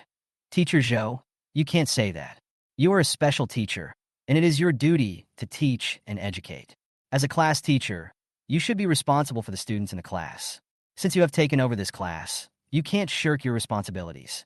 Our daughter is gone. Can you stay out of it? Huang He echoed. Teacher Zhou, it has already happened, and we don't want to pursue it too much. We just hope that you can help us share some of the losses. We are reasonable. Your family is so rich, it is not difficult for you to take out 1 million. Zhou Yumei suppressed her anger and said, I feel sorry for your loss of your child, but this does not mean that I have any legal or moral responsibility. If you think you can solve the problem through legal procedures, then you can take the legal route. But asking me to pay money is totally unreasonable. Huang Yi's face darkened. Teacher Zhou, since you said so, don't blame me and my wife for being rude. If the child is dead, we will also be dead. It's only a matter of time before we both die. Fei Wuxin continued. We can make trouble slowly. One day someone will sympathize with us. The couple left after saying something harsh. The next morning, a huge banner appeared downstairs of Zhou Yumei's house, which read, Denounce the shameless teacher. Give me back my child. The banner was also stained with chicken blood, which was particularly eye-catching. Zhou Yumei was furious and called the police immediately. After the police arrived, they warned Huang He and his wife, but countless photos of the banner were taken and posted online, even triggering a wave of public opinion. Some people online expressed support for the couple, while others spoke up for Zhou Yumei. Some media outlets even exaggerated the incident, describing it as a rich teacher ignoring the student's life and refusing to compensate. Marlon rushed to Zhou Yumei's home. He patted his chest and comforted her. Mom, don't be afraid. Leave it to me. They can make a fuss, but I can make more fuss than them. Zhou Yumei asked worriedly. What can you do? Those people are so unreasonable. I don't even dare to go out now. Marlon sneered. They want to play with public opinion. I will let them know what professionalism is. Don't worry. This time I will not only make them apologize, I will also make them pay. After that, Marlon called Nyo Guhong and said, Lawyer Nyo, a good show is about to begin. Chapter 86. Marlon rushed to Zhou Yumei's house. It was afternoon. Huang He and Fei Wuxin were still hanging banners and throwing chicken blood downstairs, attracting a crowd of onlookers. Marlon frowned and found Zhou Yumei leaning on the sofa with a tired face when he entered the door. Merida brought a bowl of porridge and persuaded her to drink it. Mom, we don't need to pay attention to people like this. The more we pay attention to them, the more excited they become. Merida whispered to comfort her, but there was obvious displeasure in her tone. Marlon walked to the window, glanced at the farce downstairs, and then made a phone call. Dong dong dong. There is work to be done. Dong dong dong. Yang Xingyu's girlfriend was busy running the brand's cosmetics counter. When she heard that Marlon had an opportunity to get advertising fees, she immediately put down what she was doing and said, Brother Chin, what kind of work? Tell me. I'll arrange it right away. Marlon briefly explained the situation of the Huang He couple downstairs and emphasized Zhou Yumei's victim image. You are responsible for shooting a short video with the theme of conscientious teachers are unreasonably sued, who should be responsible for family education, and promote your new summer cosmetics products. Dong Dong Dong was immediately interested when he heard this. No problem. Brother Chin, you are really good at using social hotspots. It's completely free communication material. I will find a team to bring equipment over right away. After hanging up the phone, Marlon turned to Merida and said, Don't worry about the Dong Dong team coming over later. What we want is a counterattack from public opinion. About an hour later, Dong Dong Dong and his team arrived on time, bringing professional filming equipment and short video scripts. The Huang He couple downstairs hadn't noticed the camera above and were still shouting with the loudspeaker. Dong Dong Dong stood in front of the camera, wearing a professional suit and with a serious expression. Today, we are going to tell a true story. A retired teacher took over the job of a new class teacher, but was actually asked by parents to pay 1 million yuan in compensation because he did not inform them that they could not take their children to the beach. Is this a failure of family education or a decline of morality? The team nearby focused their cameras on the Huang He couple who were making a scene downstairs, and the blood and tears banner they were hanging. Dong Dong Dong changed the subject and the camera returned to her. We all know that parents are the first responsible person for their children, and education starts at home. In the face of misfortune, can shifting the responsibility really make up for the pain of loss? On the contrary, such behavior will only make children a tool for moral kidnapping. The video is sharp yet rational. And at the end, it even includes an advertisement for a cosmetics brand. Let every woman face every occasion in life with confidence.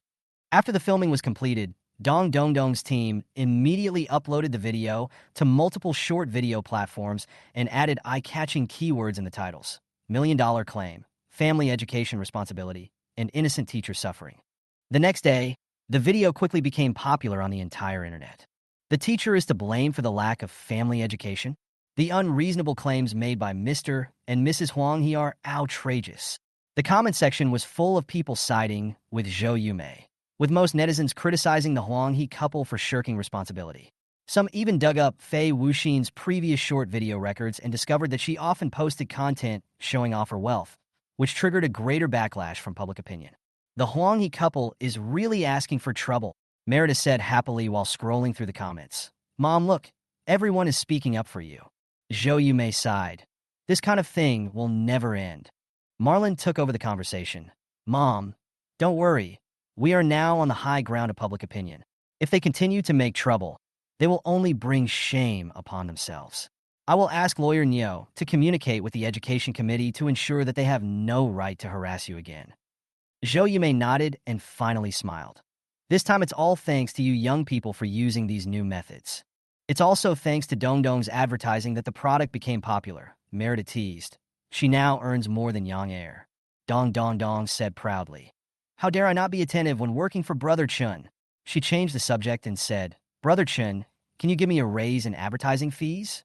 Marlon smiled and said, let Yang Air get a raise first. In the end, under pressure from public opinion, the Huang He couple had to put down their banners and leave, and Zhou Yumei returned to her peaceful life. Merida sighed. Sure enough, sometimes you have to give a scoundrel a taste of his own medicine. Chapter 87. Zhou Yumei didn't expect that the Education Commission would come so quickly. The recent crackdown on extracurricular tutoring classes has been crazy, even overkill. The report against her was clear. Zhou Yumei ran an illegal class. But when the Education Commission staff arrived at the scene, they found that it was not what they thought. The so-called training class was not for primary school students at all, but a painting class for the elderly. Although it was a misunderstanding, in order to make it through, the Education Committee still gave a decision. Zhou Yumei was not qualified to run a class, so the painting class was banned. However, since no fees were charged, no fine was involved this time. Upon hearing the news, the elderly in the painting class were furious. Zhou Yumei had put her heart and soul into running this class. Not only did she pay for the materials out of her own pocket, she also persuaded the property management to provide the venue for free. Everyone was used to the twice-weekly gatherings, and now that they were suddenly cut short, they were naturally furious. The elderly simply followed the example of the Huang He couple and went downstairs with a loudspeaker to curse. There was a lot of noise downstairs. Zhou Yumei was angry and anxious. She had to call Marlon. Marlon, drive over to pick us up. Your wife is pregnant and can't be disturbed. We can't do prenatal education. Zhou Yumei's strong reaction made Marlon laugh and cry.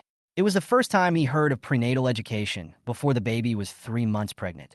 However, he did not rush over immediately, but turned to Dong Dong Dong's cosmetics counter. After all, there might be a more clever solution to this farce in front of him. Live broadcast reveals the truth. The main target of makeup is the face, but the essence of makeup is to be shameless, Dong Dong Dong said to the camera. This was her opening statement for today's live broadcast, and she was also imitating the now popular Li Jiechi live broadcast style. The company required all counters to try live broadcasting, but Dong Dong Dong was always reluctant to do exaggerated performances, and her popularity was dismal. Today, she took the bold route for the first time. The camera turned, and the audience in the live broadcast room saw a lively scene. Huang He and his wife downstairs were holding banners, using loudspeakers, and shouting slogans at the top of their lungs. Everyone, please look. These are the protagonists of the recent child swept away by the sea incident. Huang He and Fei Wuxin. They were careless and caused the child to drown, but they pushed the responsibility onto the teacher and made a scene downstairs with banners. Dong Dong Dong spoke calmly, but every word touched the audience's sensitive points. What's even more outrageous is that they actually reported Teacher Zhou for promoting pencils in the group, just because Teacher Zhou mentioned, you can use Zhonghua pencils. The barrage in the live broadcast room exploded instantly. I'm speechless. How could there be such a person? For money, people will do anything. Reporting pencil sales? Weird brain circuit. Dong Dong Dong took the opportunity to promote cosmetics. So, my friend's face is very important. This foundation not only has a first-class concealing effect, but also can cover thick skin. It is suitable for all skin types. The camera continued to follow the Huang He couple's performance, and Dong Dong Dong's live broadcast popularity also soared. The audience was more interested in denouncing weirdos than in cosmetics. In just half an hour, tens of thousands of viewers flooded into the live broadcast room. Marlin's wisdom. Meanwhile, Marlin had already entered the venue with a plan. He asked Yang Xingyu and Dong Dong Dong to use live broadcast to attract public attention, while on the other hand, he arranged for lawyers to prepare to deal with Huang He's various unreasonable accusations. This couple just wants to take advantage of the popularity and attract attention, and even try to extort money by gaining sympathy. Marlin looked at the lively scene downstairs and said calmly, but as long as the truth is exposed, their true colors will naturally be seen through by everyone. As expected, as the live broadcast fermented, the evil deeds of Huang He and his wife quickly spread across the internet, and public opinion overwhelmingly sided with Zhou Yumei. Netizens even began to dig up the past of Huang He and his wife, and found that they had a record of causing trouble before this. At the end of the live broadcast, Dong Dong Dong said goodbye to the audience. Thank you for your support. If you also think that unscrupulous parents need to be exposed, remember to follow us. Chapter 88. Dong Dong Dong focused on the absurd behavior of Huang He and his wife, as well as the helpless and muddy attitude of the staff of the Education Commission, and did not forget to sell cosmetics. Meanwhile, Marlin stayed upstairs, comforting the old lady who was so angry that her face turned blue, and was busy forwarding the live broadcast link to colleagues, friends, and university and middle school class groups. He sighed with regret that the elementary school group was not established, but it did not affect his enthusiasm for spreading the word. Marlin had already prepared a forwarded title. The evil couple in Shanghai let their daughter die in the sea and slaughtered 300 chickens to demand $1 million compensation with chicken blood. The link pointed to Dong Dong Dong's live broadcast room. The algorithm of the live broadcast platform quickly captured the keywords, and the word chicken was a hot topic recently. After all, in addition to cracking down on tutoring, the platform has also recently been cracking down on pornography. Marlin's old colleagues saw the news. They sent messages to question him. Honest man Marlin, when did you become so gossipy? I have advanced lung cancer and want to raise funds for treatment. Please help me click into the live broadcast and forward it. Thank you. Marlin replied nonchalantly. An old colleague who works in search engine optimization had a bright look in his eyes and rewrote the title. Live broadcast of fundraising for patients with advanced lung cancer. A vicious couple in Shanghai slaughtered chickens for millions just to claim compensation for their daughter's death. The addition of a few buzzwords really had an immediate effect. Colleagues and friends flocked in, and with the platform algorithm fueling the trend, the number of people in the live broadcast room increased rapidly. In Dong Dong Dong's live broadcast room, she vividly exposed the farce of the blood letter for compensation by Huang He and his wife under the camera without any beauty filter. Look, this blood letter was written by Huang He and his wife themselves. The purpose is very clear. That is, to find the rehired teacher to claim $1 million. The reason is that Teacher Zhou has a house. Dong Dong Dong continued to explain. Huang He and his wife reported Teacher Zhou for promoting 2B pencils. They reported Teacher Zhou for illegally running classes, just because he taught the elderly in the community to draw for free. The staff of the Education Commission broke down on the spot and started to confront Huang He and his wife. The scene was touching. Then the style of the picture changed. Dong Dong Dong took out a lipstick and added easily. Dear friends, this lipstick is really smooth. Huang He and his wife listened to Dong Dong Dong's talk. Their faces were extremely ugly. Huang He asked angrily, "What are you doing?" Live broadcast. Let everyone see your rights protection process. Dong Dong Dong answered seriously and immediately received a lot of gifts from the audience. In fact, the real purpose of Dong Dong Dong's live broadcast was to sell cosmetics. She asked her boyfriend Yang Xingyu to be a model and forced him to complete the whole show with delicate eyebrow pencil, blush, and lipstick. Yang Xingyu had a smile on his face, but his heart was already in turmoil, and he wanted to beat dong dong dong like a drum. The live broadcast room was filled with comments like "so handsome," "order placed." As the popularity of live streaming continued to rise, Dong Dong Dong sold more than 3 million products in 3 hours. Even taking into account the return rate, the net profit easily exceeded 1 million. After the live broadcast, the company manager personally called her and said that he would promote her to a gold medal salesperson and threw out a series of beautiful pie in the sky.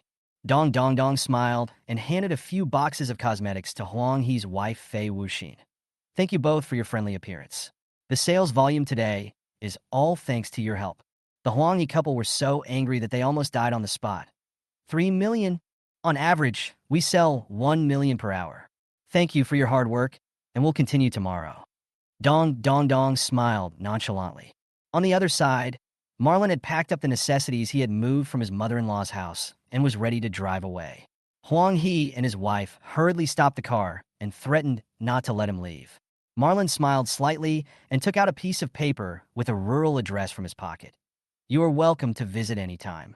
Huang He and his wife were stunned. Their faces turned from red to the color of liver, and they were speechless for a long time. Marlon got into the car and left with satisfaction, leaving Huang He and his wife downstairs, completely defeated by their weird life. Chapter 89. Zhou Yumei and Merida got in the car and were about to leave when Fei Wuxin got up from the ground unwillingly. Are you just going to let them go like this? Huang He gritted his teeth and said, How is that possible? Let's take a taxi and catch up with them now. Marlon rolled down the window calmly and said with a smile, Don't worry, I'll wait for you. Marlon, are you okay? Didn't you move to avoid them? Zhou Yumei was so angry that she glared at him and wanted to pull his ears and scold him. You can't avoid it, and Dong Dong Dong hasn't achieved enough sales yet. Mom, just help your daughter-in-law. Marlon said with a matter-of-fact expression, which successfully stunned his mother-in-law. The two cars arrived at Building 8, Huixian Yaksu, Yinchang Road almost at the same time. Marlon pointed to the villa and said, Thank you for your hard work. This is my home. Let's stop here today and continue tomorrow. As soon as he finished speaking, he carried 2 large bags of daily necessities into the house, and Zhou Yumei began to busy herself with packing. When the Huang He couple saw that Marlon lived in a villa, they became more determined to continue pestering him. This family is rich, absolutely rich. The next morning, Marlon put up a huge parasol in the courtyard, took out some ice juice, and sat on a lounge chair with Merida, watching the Huang He couple holding banners and shouting slogans. The villa area was sparsely populated, but they didn't care.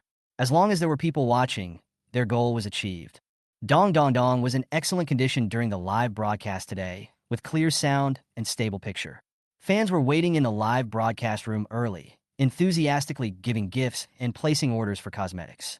After several hours of hard work, the sales of this live broadcast exceeded 5 million, an increase of 40% over yesterday. Dong Dong Dong smiled from ear to ear. Mr. Huang, come on. My mother-in-law is annoying me so much. I support you guys to keep fighting.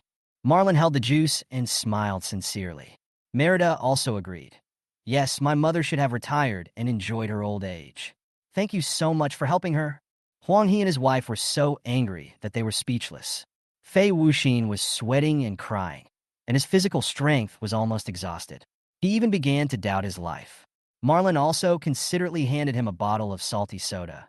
Don't get tired, drink some water to replenish the salt, and take care of your health in the hot summer. Dong Dong Dong handed over a set of cosmetics with a smile. Today's performance is really good. Thanks to your help. Let's continue tomorrow. Huang He and his wife looked at the screenshot of sales of 8 million. Their faces turned pale, and their eyes were red. After several days of tossing and turning, the two of them were completely exhausted. They didn't eat well, so their stomachs were swollen. Their voices were hoarse, and their eyes were swollen.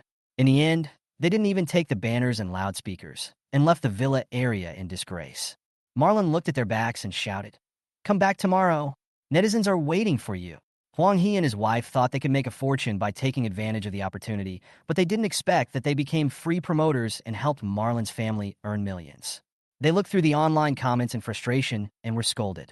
At the same time, Zhou Yumei also posted a message in the parents' group. Dear parents, I regretfully resigned from my position as class teacher. The Huanghe couple believed that I was responsible for their daughter's death and repeatedly harassed me to pay 1 million yuan in compensation. My daughter is pregnant and needs to rest, and the neighbors are also annoyed by this, so I can only choose to give up. After sending the message, she left the group chat, looking a dozen years older. Her career in education was her pride, but reality made her realize that it all seemed like a joke. Chapter 90, The Bald Man Appears. Zhou Yumei suddenly realized that she was willing to return to the podium not only for the salary, but also because she liked teaching children more. In the classroom and on the podium, she felt that she was useful and her life was valuable. It ended before it even began, and she was forced to leave. She felt really lost. Mom, you are obsessed with money. The worst that can happen is that you don't want to be a teacher and you just earn less money. Merida couldn't understand the old woman's mentality and thought her mother was ridiculous. Zhou Yumei sighed. Students nowadays are becoming more and more spoiled. If a teacher is a little strict with a child, he or she will be considered a criminal suspect. If any problem occurs with a child, it will be the teacher's responsibility. If this continues, China's education will be doomed. Marlon also laughed. Mom, you are not an educator. Rape is outdated. When I was a child, my dad took me to school and told the teacher that he would beat me if I didn't obey. Nowadays, parents take their children to school and tell the teacher directly, don't bully our children. Zhou Yumei said sadly, times have changed. I have retired. Let's leave it at that. I will go to the school and tell them I have given up in a few days. Zhou Yumei seemed to have aged 10 years in an instant. Mom, don't be depressed. Our children still need you. Being a grandmother is not easy. If you don't take good care of your grandchildren, the children will not be close to you. Merida comforted her mother. What Zhou Yumei didn't know was that the class group went crazy. The parents tried to retain Zhou Yumei and said a lot of nice things, but they found out that Zhou Yumei had already left the group. The parents went from regret to anger and condemned Huanghe one after another. The Huanghe couple couldn't stand this and started to curse at the parents in the group. The couple took action together, but were collectively condemned by more than 50 parents in the group. In a rage, the couple posted all the chat records online and loudly called for severe punishment of unscrupulous teachers and resistance to online violence. The couple wanted to use the internet to attack Zhou Yumei, but unexpectedly, they soon had a profound experience of online violence. Someone doxed the couple, and their home address was published online. The two went out in the morning and found that the door could not be opened. Someone had filled their keyhole with 502 glue and injected a lot of glue into the gap in the door. The couple thought that high temperature could melt the glue, so they lit a roll of paper to heat the glue on the door. However, it turned out that the glue was flammable, and Huanghe's hand was burned. The high-temperature glue dripped on his hand, and he couldn't shake it off. After finally opening the door, I found that someone had sprayed red paint on it, and scrupulous parents, harming their daughter and slandering the teacher. The couple was so angry that they almost had a heart attack. They took photos of the situation and posted them online, which immediately won cheers. Cyberbullying is terrible. Fortunately, we are the perpetrators. Two parents sighed, then brought a bucket of low-quality paint to Huanghe's house. Pride opened the window and poured the paint in. Zhou Yumei and others didn't know about this. She didn't look at her phone these 2 days to avoid being upset, and she concentrated on doing housework. She cleaned the upstairs and downstairs thoroughly. She folded all the clothes neatly and put them into different categories. He also bought a super large clay pot to boil medicine for Marlon. Boiled medicine is better than soaked medicine. Zhou Yumei boiled a large clay pot of medicine and put it into Marlon's oversized health cup. Marlon took a sip, and it was too bitter, much bitterer than the brewed version. Mom, are you mistaken? Why is it so bitter? You didn't soak the medicinal properties, so it's not that bitter. Zhou Yumei said. Yang Xingyu came over with a sports bag on his back. When he saw Marlon and others, he said proudly, Brother-in-law, we made a lot of money from this live broadcast. Dong Dong said he must thank you, so I bought him a gift. Merida smiled. Young heir, you finally know how to give back. You have grown up.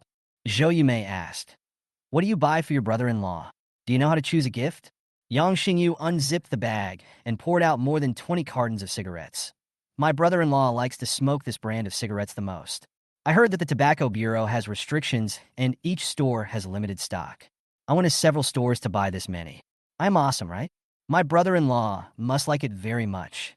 Before Yang Xingyu finished speaking, he felt someone around him breathing heavier. He saw Marlon's irrepressible smile, his sister's gloomy face, and his mother's murderous face. The heavy breathing sounds came from my mom and my elder sister. What's wrong with you? I don't think you have food poisoning. My brother-in-law seems to be fine. Yang Xingyu asked with concern. This greeting completely broke Zhou Yumei's defense. Yang heir, today, only one of us can walk out of this house alive. Yang Xingyu was terrified when he heard this, and he ran away. This was the prelude to his mother's outburst, and he was very familiar with it. I'll go first, Mom. Take care of yourself and don't do anything stupid.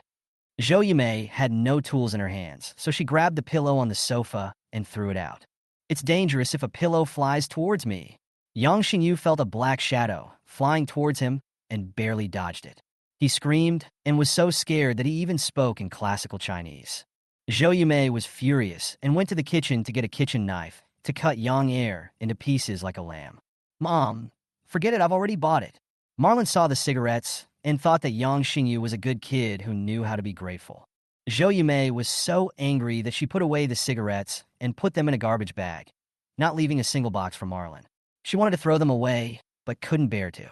Suddenly, she remembered that the small house in the north was a storage room, so she asked Marlon for the key, put the cigarettes, bacon, etc. in it, and locked it. The looks on your faces. One of you wants to eat smoked food, the other wants to smoke. Both of you make me worry. Zhou Yumei couldn't catch Yang Xingyu, and she had no place to vent her anger, so she criticized Marlon and Merida. Mom, please cook less bacon at noon, so I won't be poisoned if I eat it. Marlon is also slowly quitting smoking, so it's okay to smoke less. But your temper has never subsided. Merida said. Yang Xingyu was hiding in the yard with his head down, not daring to go in. Didn't I just buy a few packs of cigarettes for my brother-in-law? Is there something wrong with my mother's brain? Could it be that Alzheimer's disease has broken out early? I have to remind her to be careful. Yang Xingyu decided to pay more attention to his mother in the future and remind her at any time if she had Alzheimer's disease. He opened the Baidu search engine and typed in, how to prevent Alzheimer's disease. The first 10 pages were all medical advertisements. Zhou Yumei came out. Yang heir, come with me to the vegetable market. Zhou Yumei had already washed the bacon and sausages and threw them into the pot to stew, and then took Yang Xingyu to buy a lot of fresh vegetables. The person cooking is naturally the chef Yang Xingyu. The aroma of sausage and bacon wafts far away. What smells so good? A very peaceful voice appeared, as if the person speaking was right next to my ear. The family was having dinner when they heard this voice. Marlon was very familiar with it. He immediately walked out and said to the neighbor, we cooked some bacon and sausages sent from our hometown. Would you like to come and try some? The neighbor next door was a bald man. The old man wore cloth shoes and linen clothes. He looked at Marlon and nodded slightly. Excuse me. The old man is really rude. Marlon moved in. The old man reminded Marlon that there was a forest park next door. The two families rarely communicated, but they were still neighbors who lived in harmony. Zhou Yumei was a little surprised to see the old man coming. After all, it was rare for her to eat at someone else's home. She was going to serve the rice. Just a little bit is enough. I just want to taste it, said the bald old man.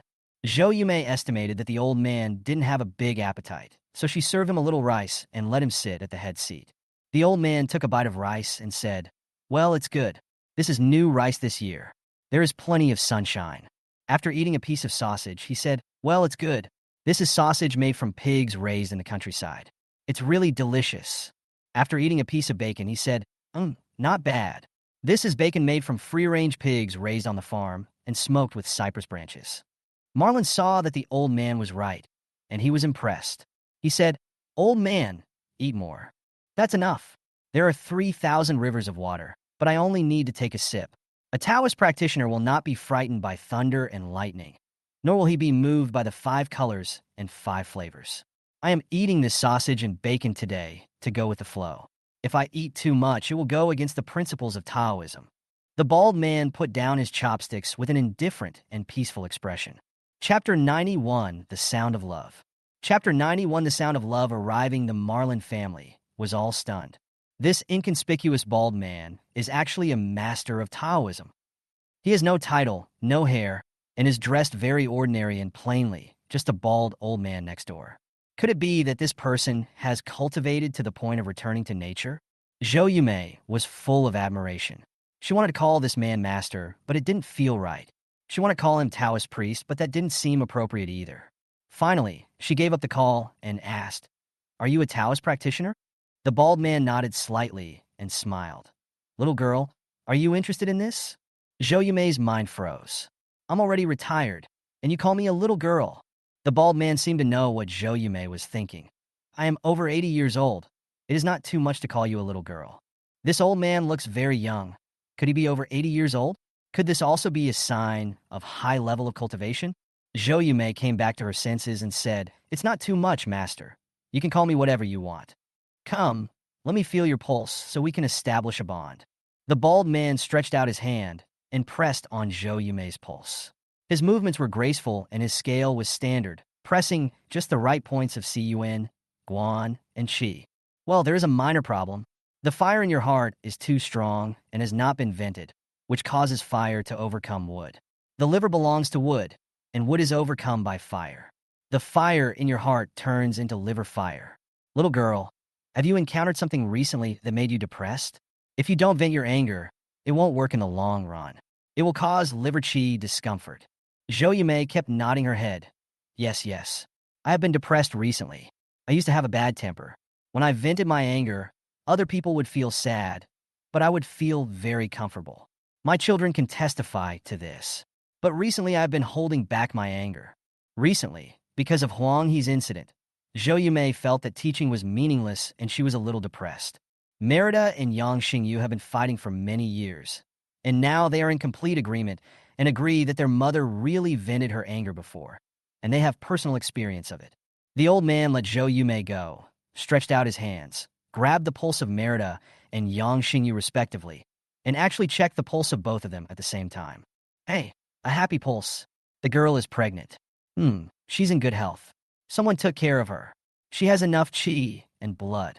Everything is fine. The boy is also good. They're all healthy. There's no problem." The old man let the Yang siblings go, held Marlin's pulse, and said nothing for a long time. "Old man, just say it directly." "It's okay. I already knew that I have lung cancer, and it's in the late stage," said Marlin. The bald man nodded and said, "In traditional Chinese medicine, there is no cancer, nor any disease. There is only yin and yang. Pure yang is an immortal, pure yin is a ghost. Balanced yin and yang are human beings, and imbalanced yin and yang are patients. As for you, your yin and yang are seriously out of balance. Have you been taking Chinese medicine recently?" Marlin nodded. "Yes, he has been eating all the time. The old man is amazing. You can tell from that. You can't even tell. I practiced in vain for decades. Your condition is actually very easy to treat. You're just unlucky and met a quack doctor who blocked it instead of clearing it. It's like having a stinky ditch and filling it with soil instead of clearing it. On the surface, the stinky water hasn't spread and the deterioration of the condition has been slowed down. But in fact, it has made treatment more difficult. If you really want to eradicate the disease, you have to learn standing meditation from me." "Okay, that's great, old man. I'll learn it now." Marlin also admired the old man to the extreme and felt that happiness came too suddenly. "Eat first, and I'll teach you the first move after dinner." The old man was very enthusiastic, without any airs of a superior. After he finished speaking, he walked out the door, into the yard, bent down, picked up the fallen leaves in the yard one by one, and put them at the roots of green plants as fertilizer. Yang Xingyu is a professional chef, and his cooking tastes quite good. At this moment, the whole family had no interest in eating. After eating, they came to the yard and waited for the old man to teach them how to stand still. The true teaching is just one sentence. The old man explained how to practice standing meditation in just a few words. Marlin learned it in less than half a minute. There is a huge gap between knowing and doing. Marlin knew the key points of standing still, but he couldn't do it at all. You can practice after an hour after dinner. As the old man was speaking, a middle-aged woman came over, smiled at Marlin and the others, helped the old man back to the next room. Zhou Yumei watched the old man go back to the house and said to Marlin, "My child, this is God's arrangement to save you." Marlin was full of confidence and said, "How about I stop taking the medicine and practice Falun Gong in the future?" "No, you are seriously ill and you cannot stop taking the medicine," said Yang Xingyu. Marlin always felt that this sentence was very familiar, as if he had heard someone say it. Young Air was not scolding me, was he? "Marlin, go to the 6th hospital for another x-ray next week. I think you seem to be in good spirits," Merida said. The whole family is very happy. After resting for an hour, the whole family started to move. Zhou Yumei went to clean the room. Yang Xingyu went to wash the dishes. Merida digested food on the sofa to provide nutrition for the fetus, and Marlin began to practice standing meditation. Yang Xingyu heard two dong-dong sounds in the living room and immediately thought of his girlfriend. He said happily, "I heard the sound of love coming. Don't bother visiting you. That's because your brother-in-law fell down while practicing standing meditation." Merida was so angry. Marlin practiced for half an hour, and he didn't feel anything, but he felt a little pain in his butt, which was caused by the fall. At night, Yang Xingyu returned home. Merida and Zhou Yumei lived in two of the three rooms upstairs respectively, and Marlin lived alone in a south-facing room downstairs. It was a summer night. The sky was clear and the moon was bright. The moonlight shone through the window, onto the bed, and onto Marlin's face. Marlin's mouth corners were upturned, and he was smiling even in his sleep, but he was drooling, which looked a little silly. It was a little after 5 in the morning when the sky in Shanghai brightened. Marlin slept until 8 o'clock. Merida has also been sleepy recently. Zhou Yumei said that this is a sign of the healthy growth of the baby in her belly. After breakfast, Zhou Yumei wanted to act alone. She said that after being enlightened by the bald old man yesterday, she had some insights and wanted to go for a walk in the nearby forest park. Merida heard that her mother was going out for a walk. She almost jumped up. Marlin was shocked. This guy's eyebrows were rosy and his eyes were bright. Could he be in heat again? He's not even 3 months old yet. Marlin took 3 steps back, keeping a safe distance of more than 1 meter. "What do you want to do?" "I want to fall in love," Merida said sweetly. "It's an illusion. Absolutely an illusion. This woman is full of violets." Marlin asked, "Who do you want to talk to?" Merida was speechless. "Of course I'm talking to you. I've never been in a relationship before. I got married after a blind date with you. It's all my mom's fault. When we were having a blind date at McDonald's, my mom was hiding nearby. You definitely didn't notice the wretched middle-aged woman next to you. She fell in love with you as a son-in-law and forced me to get married after the blind date." Marlin was puzzled. "You look pretty good. Is your mom so afraid of it falling on her hands?" "I like strong guys. My mom introduced me to a bodybuilder. That was my first blind date. He said that in addition to bodybuilding, he also liked free fighting. He took me to see where he practiced fighting. We fought, and I kicked him away. Later, I became notorious in the blind date market, and then you took advantage of me. Haven't you talked about this before?" "What are you talking about?" "When I saw a man before, I would think about how to strike him down quickly. If it weren't for this experience, my mother wouldn't be in such a hurry to force me to get married. Speaking of this, I'm so angry." Marlin felt a little sympathy for the woman. "What do you want me to do? How about we go to the McDonald's where we had the blind date and start over? Lu Min and Pan Changjiang, these two funny guys, have infected you." Marlin finished his assessment. "Are you going or not?" Merida asked tenderly. "Okay, I'll turn on the air conditioner in the car and you wait for 5 minutes. Merida acted coquettishly, scaring Marlin so much that he immediately agreed. "No, I don't like you driving. Let's take a taxi. I'd like you to carry a computer bag and look like you used to be broke." Soon, the two packed their things. The loser man Marlin carried a computer bag, a plaid shirt, and canvas shoes, a standard programmer outfit. The loser woman Merida carried a bag worth 88,000 yuan. They took a taxi to Guigua Road, got off early, and planned to walk 5 minutes to the McDonald's there. Marlin got out of the car first and held Merida's hand. Merida looked frail and weak. Of course, she was pretending. She had been pretending for many years and was very familiar with it. As the two men stood firm, a dog jumped up and pounced on Marlin. Marlin ate sausages from his hometown in the morning. The lingering fragrance attracted dogs. Then, the dog let out a scream and flew backwards. Merida kicked the dog lightly and sent it flying. "I'm not going to pretend to be a lady anymore. She can pretend to be a lady in front of people, but she won't do that in front of a dog. Are you human beings? You hit my son of a bitch. You two grown people are picking on a dog." A woman ran over and picked up the screaming dog. Her expression was more painful than the dog's. The dog didn't look injured, but was very angry. It and its owner barked at Marlin and the other man. "How could you kick a dog? Dogs are so cute and are friends of human beings. I really don't know how you could do that." Another woman, wearing a light green skirt, angrily questioned Merida. "I didn't use my hands, I used my feet." Merida explained patiently and corrected the other party's mistake. Marlin realized that the two women were in the same group. Marlin is a programmer. Ordinary programmers often work overtime and have no time to fall in love. They are lucky to have a girlfriend and are not qualified to choose. When they see a fly flying by, they want to catch it to see whether it is male or female. When they see a sow, they think the double eyelids of the sow are beautiful. Marlon looked at the two women with the programmer's eyes and thought they looked ordinary. The two women, one holding the dog and the other staring at Marlon and the other, were very angry. Your dog jumped over and bit people. It's better to keep your dog on a leash. Marlon was in a good mood now and kindly reminded the other party. A dog bite won't kill him. At most, he'll need a few rabies shots. Why did you have to kick him? This is not a commercial area. Why don't you let my son move around freely? The woman in the short skirt holding the dog was very angry when she saw that Marlon did not admit his mistake and instead questioned her.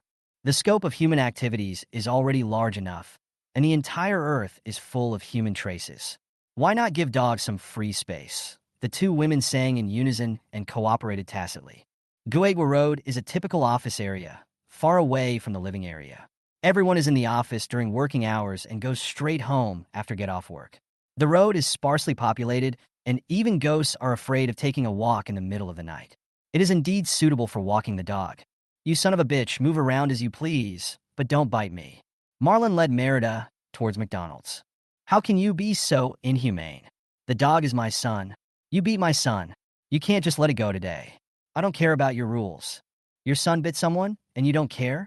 How old is my son? How many months old? Why are you fussing over a child of just a few months old? Marlon paused, looking surprised. How many months have you had it? The woman's face flushed red. Why are you cursing? When did I curse? You said I gave birth to a dog son. Doesn't that mean I'm a bitch? Are you so uncultured that you beat my son and cursed at me?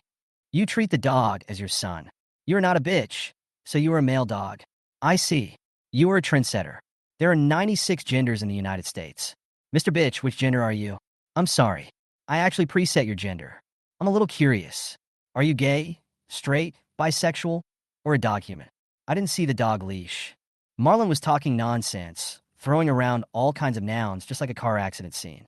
The woman had no idea how to refute him. Her mouth began to tremble, and all her emotions turned into anger. Are you crazy? I paid for your son-in-law. The woman held it in for a long time before finally uttering this non-offensive remark. Marlon didn't let her go. Did you buy your son? Your son was born to a bitch, right? You took your son away from his biological mother in just a few months. Have you ever considered the bitch's feelings? Poor bitch, meeting such a cruel human like you. You're also suspected of buying and selling sons. This is not the first time. You must have a criminal record. Excuse me, is buying and selling children a crime? Just say yes or no. Don't change the subject. Just tell me whether it is guilty or not. You don't dare to answer directly, which means you are guilty. Guilty feelings prove that you still have some humanity, and your humanity has not been completely wiped out. Really, you're not bad. Your animal nature is very strong, but you have retained a trace of humanity. Communicate with people more in the future, and your humanity will slowly recover. Pinduoduo is the best medicine. 1 course of treatment a week, 3 courses of treatment, the effect is obvious. If it doesn't work, go to Douyin. The two women were speechless after hearing what Marlon said, and Marlon took the opportunity to take Merida to McDonald's. Wait, you hit my son. I will never let you off. Xiaohong, you keep an eye on them. I'll go to the pet hospital to check out their injuries. The girl in the short skirt finally came to her senses. Xiaohong, who was wearing a green skirt, said, Don't worry, they can't run away. If they do run away, I will call the police. Marlon said, No need to call the police. My wife is pregnant. I brought her here for a blind date. The location is at McDonald's. I'll wait for you. McDonald's is less than 10 meters away from this place. Little Hong in the green skirt was confused. This man's wife is pregnant, but he still lets his wife go on a blind date. I can't understand how weird these two people are. No wonder my brain almost exploded after hearing what he said just now. I also think that the other party is very reasonable, and I can't find any point to refute. It is 9:50 in the morning. At this time, even those who are late for work have probably gone to work in the company, so there should be almost no one in McDonald's. The 3 major strongholds in Shanghai: Starbucks, McDonald's, and KFC. People who go to KFC basically go there to eat. Their purpose is simple, but their identities are complex. They include old people, children, white-collar workers, and migrant workers.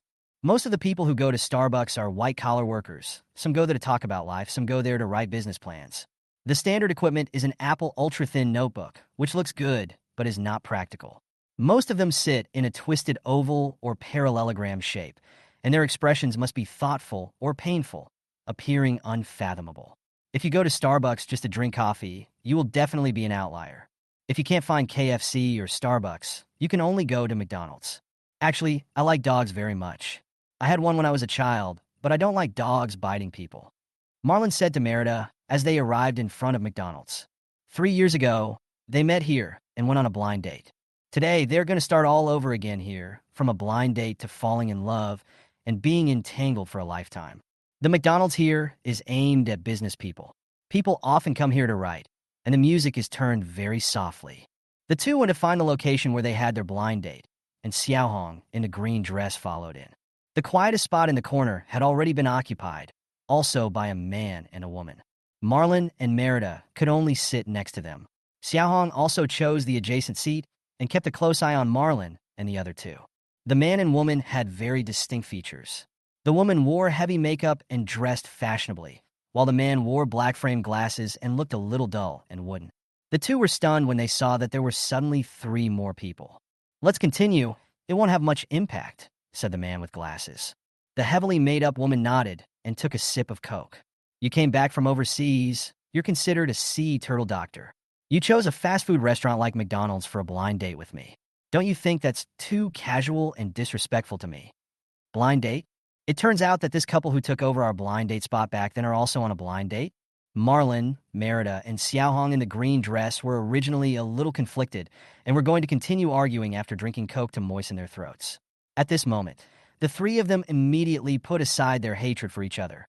Even their breathing became lighter, and they opened their ears to listen to the communication between the blind date men and women. The man with glasses was a little nervous. I'm sorry, it's my mistake. I just came back from abroad last week, and I don't know much about the situation in China, so I chose a familiar restaurant." The heavily made-up woman had a disdainful expression on her face, which even her heavy makeup couldn't cover up. "Time is precious. Let's get straight to the point." Man with glasses. "Okay, ladies first." Marlon saw his former self in this man with glasses, timid and cowardly. The heavily made-up woman. "Excuse me, do you drive a car worth about 300,000 yuan? No. Do you have a 3-bedroom, 2-living-room house? No. Do you have 5 million in savings? No. In that case, then we have nothing more to talk about. So let's end it here." The heavily made-up woman took out a makeup mirror and touched up her makeup in front of it, probably to rush to the next round. The man with glasses opened his mouth as if he wanted to say something, but in the end he said nothing. "Go ahead. I asked you your question, and you can also ask me one."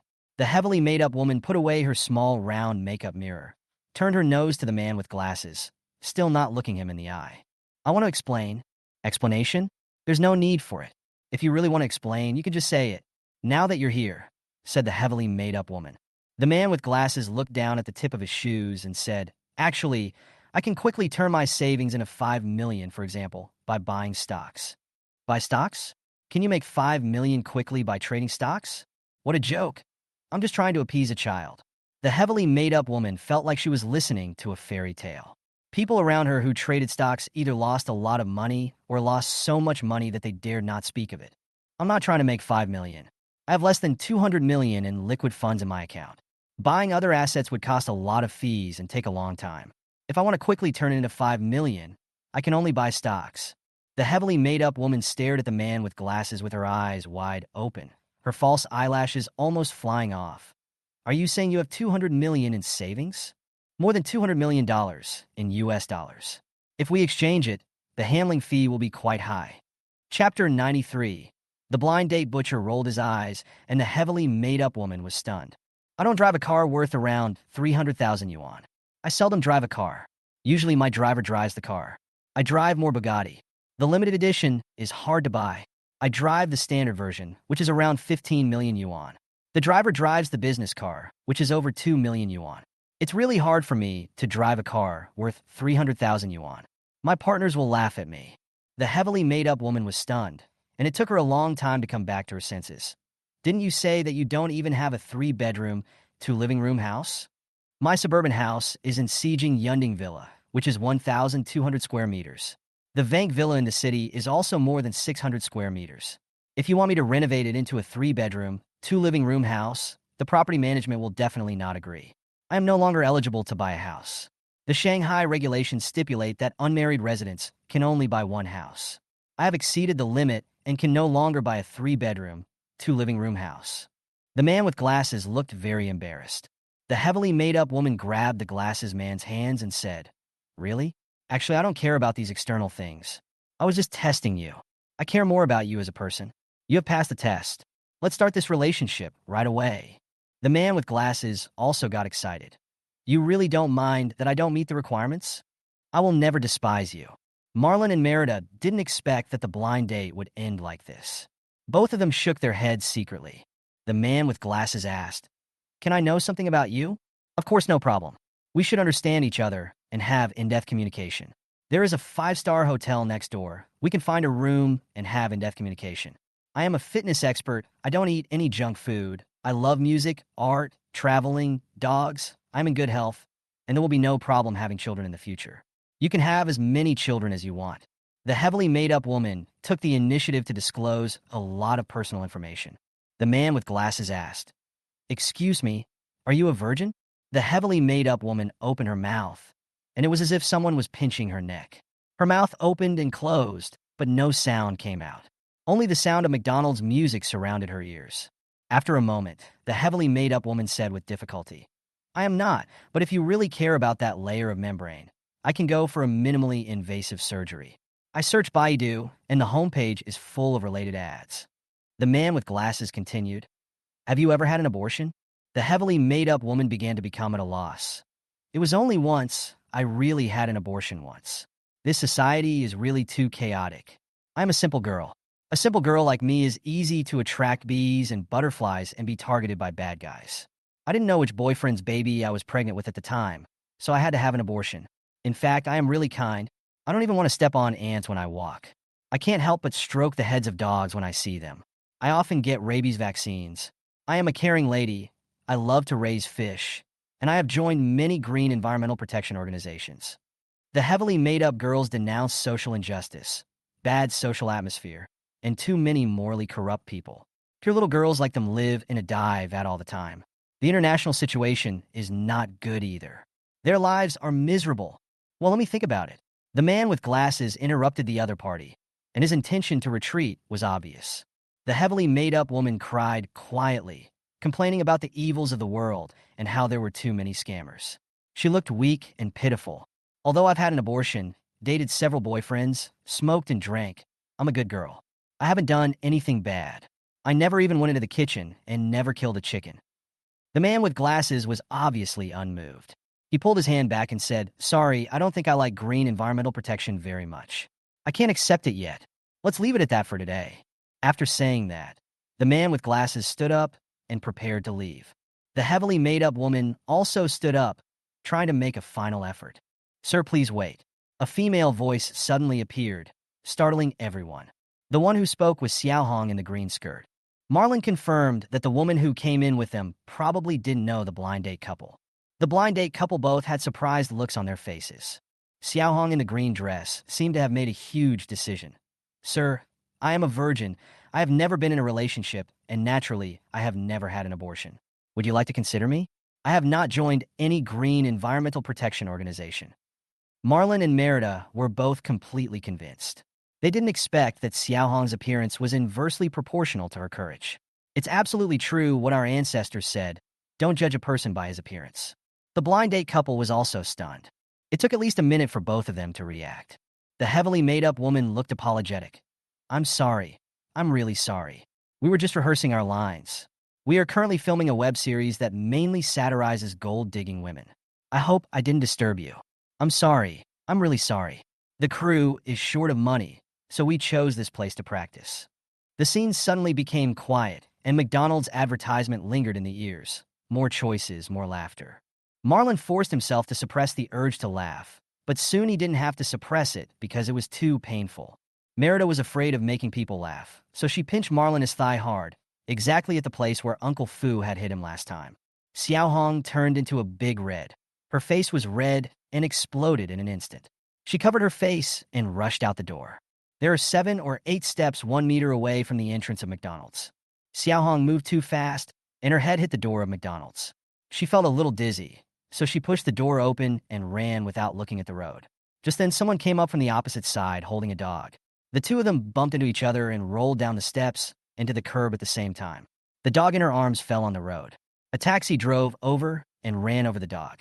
The driver braked suddenly, and the dog died tragically. Due to inertia, the passenger in the car hit his head on the front seat back, rolled his eyes twice, and fainted. Things happened very fast. Marlon and others were still inside McDonald's and had no idea that a taxi driver was killing a dog and rolling his eyes outside. "You two have done some fantastic web series," said Marlon. Thank you. Please don't spoil the story. We haven't finalized the script yet." The man with glasses was very polite. "Don't worry, that won't happen. I'm a programmer, not someone from the entertainment industry," said Marlon. "Your girlfriend is very beautiful. If she is interested in becoming an artist, we can recommend her," said the man with glasses. His cowardice and timidity just now were swept away, and he was obviously a social expert. Merida smiled and said, "I've been acting for 3 years. It was too tiring, so I've retired. Actually, we're here for a blind date." The heavily made-up woman looked at Merida, who was wearing a radiation protection suit for pregnant women over her skirt, and said, "This suit looks like something only pregnant women would wear." Merida said, "I'm pregnant. I don't know if this dress will work. I'll just wear it and see. Please don't worry. I ran out secretly for a blind date." Merida would be furious when she thought about her mother coming back from a walk and finding her daughter and son-in-law sneaking out. She would definitely know that they had gone out to eat secretly. A genuine expression of surprise appeared on the faces of the acting couple. "You are fucking pregnant, and you still secretly ran out for a blind date. Our programmers so miserable nowadays that they are willing to go on blind dates with pregnant women and even take over the placenta?" Both of them have great sympathy for Marlon and great admiration for Merida. Marlon was very interested in the play. "I am very interested in this play. If you are really short of funds, you can contact me." He can't even find a wife. And the guy who's looking for a blind date with a pregnant woman actually said he could come to him if he's short of money. This is a programmer who likes to show off, but his level of showing off is not good enough. The man and woman finished identifying Marlon. Both parties added contact information. The man with glasses is Huang Hai, and the woman with heavy makeup is Zhou Weiwei. When Zhou Weiwei saw Merida's slightly chubby face, her favorable impression of her increased, and she thought that she should persuade this woman not to go too far. She sat next to Merida and asked in a low voice, "What's your husband's attitude toward you coming out for a blind date?" Merida glanced at Marlon and said, "My husband didn't agree at first, but I acted coquettishly and he agreed. Although he was reluctant, he was quite supportive in his actions." Zhao Weiwei exploded and her worldview shattered. "Our script was perverted enough, but we didn't expect the reality to be far more perverted than the script." Huang Hai took Zhao Weiwei away. They had to continue preparing for the script. Unlike Marlon and Merida, two unemployed people, they had more time. On the way back, Zhao Weiwei told Huang Hai about Merida's husband's attitude. Huang Hai stopped and sighed. "The times are progressing, society is developing, we must keep pace with the times. Otherwise, we will not be able to keep up with the social trend. Zhang Chunyang called me to treat me to a meal. He was infected with mycoplasma or influenza A. I don't know the details. He was receiving in 4 at Tianlin District Hospital and was reading this book. He laughed and coughed strangely while reading and trembled. The needle slipped and pierced into the flesh, and a big lump appeared before I realized it. I clearly wrote a sad story, but he had no sympathy. He laughed while reading, asking for his own death, and even asked me to treat him to a meal. I was speechless. Fortunately, I banned him, otherwise he would have said nonsense in the comments. Chapter 94. Things are a bit absurd. Huang Hai and Zhao Weiwei returned to the crew and found that everyone looked unhappy. "What's wrong?" Huang Hai asked. "Teacher Huang Hai, the investors are short of funds and may withdraw their investment," someone said. "Mr. Ma will withdraw his investment." "You are kidding me. Why would he withdraw his investment when he is so rich?" "No one would believe it if I told you that Mr. Ma invested his money in a person named Su Jiayin for financial management, and he lost all his money. Isn't this person in real estate? Real estate won't lose money. Let me tell you, how does real estate work? First, you get the land, use the land acquisition contract to get a mortgage loan from the bank to pay the land fee, Find a design company to design the house type. Find a landscape company to design the community landscape. Find a construction company to build the house. Find a real estate agency to sell the house. And then pay the above companies after selling the house. In addition to getting the land, the real estate company just needs to deal with the bank and keep the capital chain. It seems that the house is developed by them, but in fact, they are a financial company, an empty shell. How do you know so much? You used to work in real estate? I bought an unfinished building and lost a lot of money. It's like going from a patient to a doctor. I'm familiar with all aspects of real estate. I want to kill someone. Zhou Yumei didn't listen to other people's discussion. She was very sad. She thought she could become famous with this web drama. She familiarized herself with the script and practiced her lines every day. She was very serious and dedicated. If anyone knows Mr. Ma, I'll go and have polite sex with him, and maybe he'll invest money in me. He has a wealthy family and a great business. Zhao Weiwei decided to make a final effort. I know him. Wait a minute, I'll contact him. Director Feng said. Huang Hai remembered what Marlin had said. If funds are really tight, you can look for him. Huang Hai clicked on the avatar with a note, takeover programmer, wrote a paragraph, hesitated for a moment, and deleted it. A programmer who went to McDonald's for a blind date to pick up his placenta, and I actually thought of looking for him to invest. Am I crazy because of poverty? I should wait for the result of Director Feng. After Huang Hai reflected on himself, he quietly waited for the result of the call from Director Feng. Director Feng chattered for a long time on the phone. After hanging up, he said with a happy face, President Ma Huayan agreed to meet me. I just called the investment department of their company. President Ma decided not to disband the entertainment department. When will we meet? Time to be determined. Next Friday at the latest. Suddenly, the entire crew was filled with jubilation, and the atmosphere of decadence was swept away. Thank you all for your hard work. I'll give you an extra chicken leg in your dinner box tonight, Feng Xiaojiang said proudly. No legs, chicken will do. Several male actors wanted to eat less to save money for the crew. Marlin and Merida sat in the restaurant and ordered a set meal for two, with ice-free Coke and 2 extra pairs of chicken wings. Honey, aren't we on a blind date? Why are you just eating and not talking? Merida found that Marlin ate as much as she did and immediately became dissatisfied. Marlin was still thinking about the web drama. Xiaoxue, what do you think will happen in the rest of the script? It's nonsense. The screenwriters nowadays are stupid and there are too many great dramas. For example, if we were on a blind date, according to the script you should call me Mr. Chen. Calling me husband is just nonsense, right? Have you ever liked other girls? I have liked someone before. The first one I liked was the teacher who taught us spatial analytic geometry in my sophomore year. She was very beautiful and had a very big belly. She insisted on finishing the semester, even though she was 6 months pregnant. You're so perverted, you like pregnant women. No, we all sighed when we found out she was pregnant. It's such a pity that such a beautiful female teacher ended up marrying a male teacher. She could have just found a male classmate. Do you like anything else? Yes, there are more from Japan, but there are also some from Europe and America. The two had a very happy conversation. Merida looked up and looked out the window. How strange, there are so many people outside. This place is an office building, and normally there are very few people here. It is very abnormal that so many people suddenly appeared here. Marlin had his back to the window. He turned his head and saw a group of people. In the middle of the crowd, 2 women were holding a middle-aged man on the left and right, and they looked like they were arguing.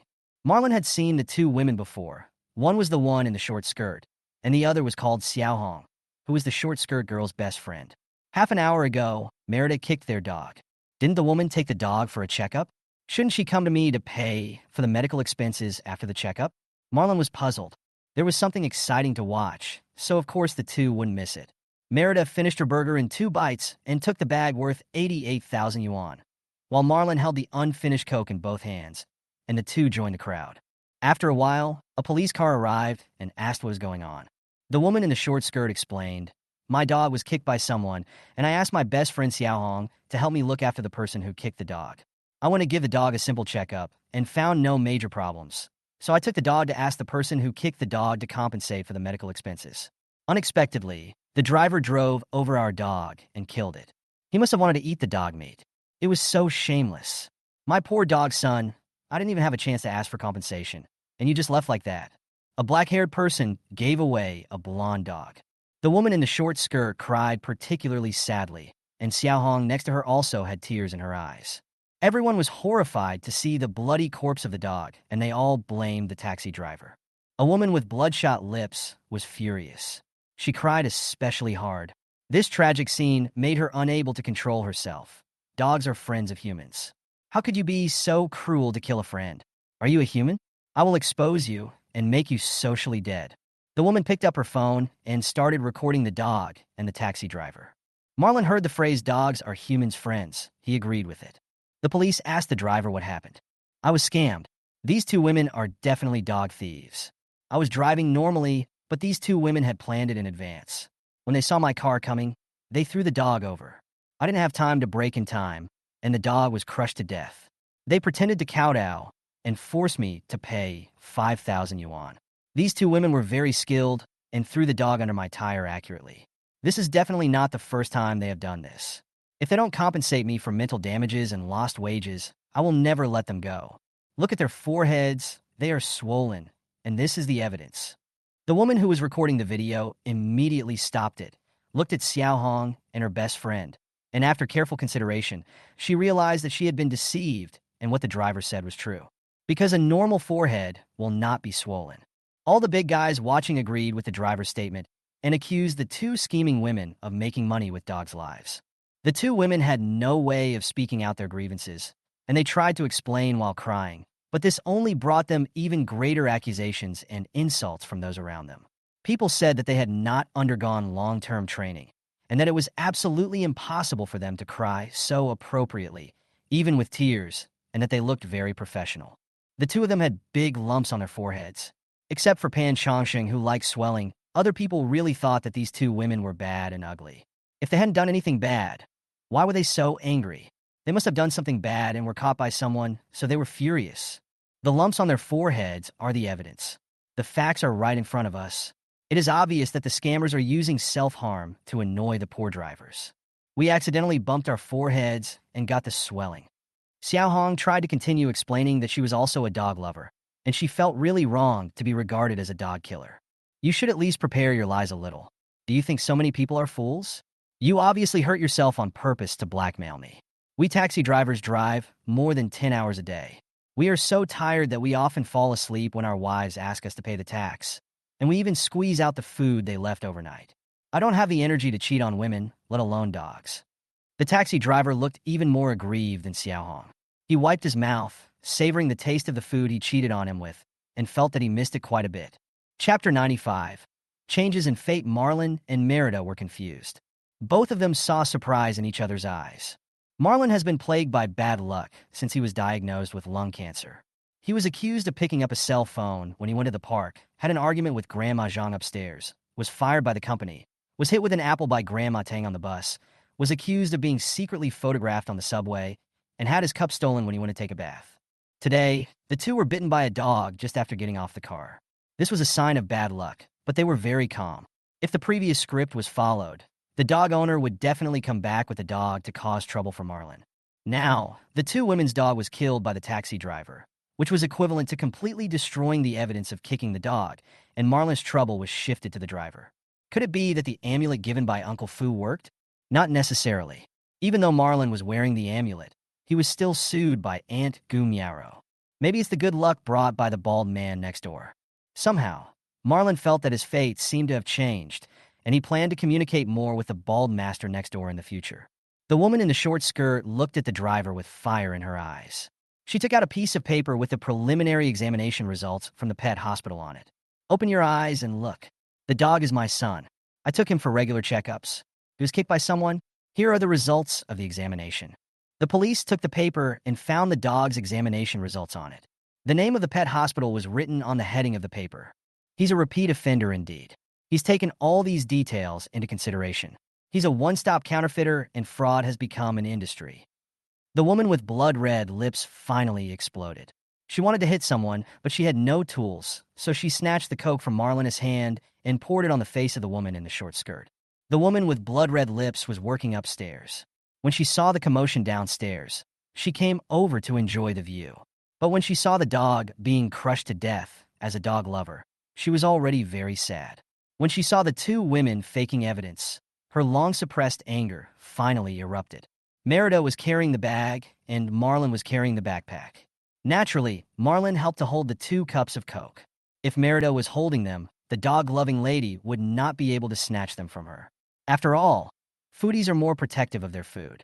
Yes, how could it be such a coincidence that the dog was kicked by someone, and when you want to check it, it was crushed to death by a taxi? You could just ask someone to compensate you, right? Maybe you will immediately show me your dog breeding license, receipt for purchasing the puppy, transaction records, etc. This is a one-stop fraud. It's definitely a gang crime. Shameless. The poor dog was used as a tool for fraud by them. Passers-by were talking about it. The woman in the short skirt wiped the coke off her face and was about to take out the proof that she spent 1,500 yuan to buy a dog a few months ago. When she heard this, her mouth was full of bitterness. She estimated that after taking it out, not only would she not be able to prove her innocence, but it would become evidence of a crime. You are a bunch of idiots, confusing right and wrong. Xiaohong stood up for her best friend and spoke without thinking. As soon as she finished her words, a cup of coke was poured on her face, and the second cup of coke in Marlin's hand was also snatched away. Merida was very depressed. She hadn't even had 2 sips of drink yet, and Marlin, this loser, couldn't even protect a cup of coke. Come with us. I suspect that you two are involved in fraud. The policeman was obviously led astray by the people around him and said to the 2 women with smiles on their faces, "Taxi driver, please cooperate and go to our station to take a statement." The police said to the driver. The taxi driver was depressed. "Can you just say a few words? I have guests. Let the guests get off first." At this point, the police remembered that despite the commotion outside, the guests had no reaction and something was clearly wrong. The police were highly alert. They opened the car door and found a man lying in the car. It was unknown whether he was dead or alive. The 2 police officers stepped back, grabbed the taxi driver, and twisted his hands behind his back. One of the police officers pressed the intercom. "Request for support. There may be a homicide here. The location is number 127 Guegua Road, in front of McDonald's." The passenger was just knocked unconscious. The door opened, hot air entered, and the oxygen concentration in the car increased. The passenger slowly woke up and saw many people around him, including 2 policemen. He almost fainted again. "Oh no, I've been transported to northern Myanmar." He touched his lower body, and it was still soft. Although it was short except for a little dizziness, the organs were still intact. The passenger raised his hands in surrender and slowly got off the bus. He also had a big bump on his forehead. He was stubborn and collided with the back of the seat, suffering minor injuries. The police were also confused. The customer walked out with his hands raised. He must have been in a cell before and was a regular customer. Otherwise, he would not have such a reaction. Did we catch a criminal by accident? Marlin saw this person. His forehead was also swollen like the 2 girlfriends. He humbly asked Merida, "Xiao Xue, is this the latest makeup trend? I don't know much about this. I don't understand either. You should answer the phone first." It was a bit noisy around, and the front was so attractive that Marlin didn't notice the phone ringing. He saw that it was his ex-mother-in-law calling, so he had to answer. "Mom, what's the matter? Where have you been?" "We're taking a walk outside." "You were walking outside in 38-degree heat. Do you really think I have Alzheimer's disease?" Merida picked up the phone. "Mom, we are taking a walk outside. The temperature is getting higher and higher. We have no choice but to go to McDonald's for a snack. We don't have to prepare lunch. Bye." Merida hung up the phone in seconds. In less than 5 minutes, several police cars arrived, and the passengers, the taxi driver, Xiaohong, and her best friend were all taken away. Marlin was hesitating whether to testify and say that he really kicked the other person's dog. "Hello, I just stole your Coke. I'm sorry. Please show me your payment code, and I'll compensate you for the Coke." The woman was very familiar. Marlin showed the payment code, the woman scanned it, and transferred the money. The operation was too fast, and an extra 0 was entered. 200 was transferred to Marlin, and the transfer was successful. "Thank you, you're so polite. Actually, $20 is enough." Marlin didn't notice the painful look on the woman's face at all. The woman decided to find a way to get the money back. "Let's add each other. I'm Ruth Zhu, a dog lover." Marlin saw that the other person was good-looking and added him immediately. Merida snatched the phone away and wrote, "Wish the body was exposed." "Mr. Chun, do you like dogs?" Zhu Lusher asked. "I like dogs very much. I like them especially. I have raised dogs since I was young. When I was a child, I raised a dog and named him Huahu. He accompanied me through more than a dozen springs, autumns, winters, and summers. Later, he left and I cried. From then on, I never dared to raise a dog again. Every time I see a dog passing by me, I think of the dog in my childhood and feel very sad. Now, I am also very clingy. Marlin said. Zhu Lusher thought he had met a fellow dog lover and pulled Marlin into a group of dog lovers. It was just a matter of $200. He would find a chance to ask for it later. Merida didn't expect Marlin to be so infatuated and still miss his childhood dog. She said sadly, I've never heard you talk about it. Are you afraid that it will make you sad if you talk about it? Marlin lowered his voice. No, I just made it up. Zhou Yumei called again. Marlin finished the call. He apologized to Zhu Lucy and said, my family is urging me to go back right away. Then he got a taxi and left. Zhu Lucy felt very sorry because she had wanted to have a good exchange of dog-loving experiences with Marlin and discuss the price of Coke at the same time. Marlin returned home. His ID card and Merida's ID card were taken away by teacher Zhou. Marlin, you have a lawsuit next week. You must have your ID card when you go to court. It will be very troublesome if you lose it, and they will think you have given up automatically. Marlin was touched. His mother-in-law was so considerate, even though she was his ex-mother-in-law. Merida showed a look of contempt. It's just that Marlin and I went out to play today, and you were so worried. Are you afraid that we will secretly go out and get a room in the future? You even made up such a high-sounding reason.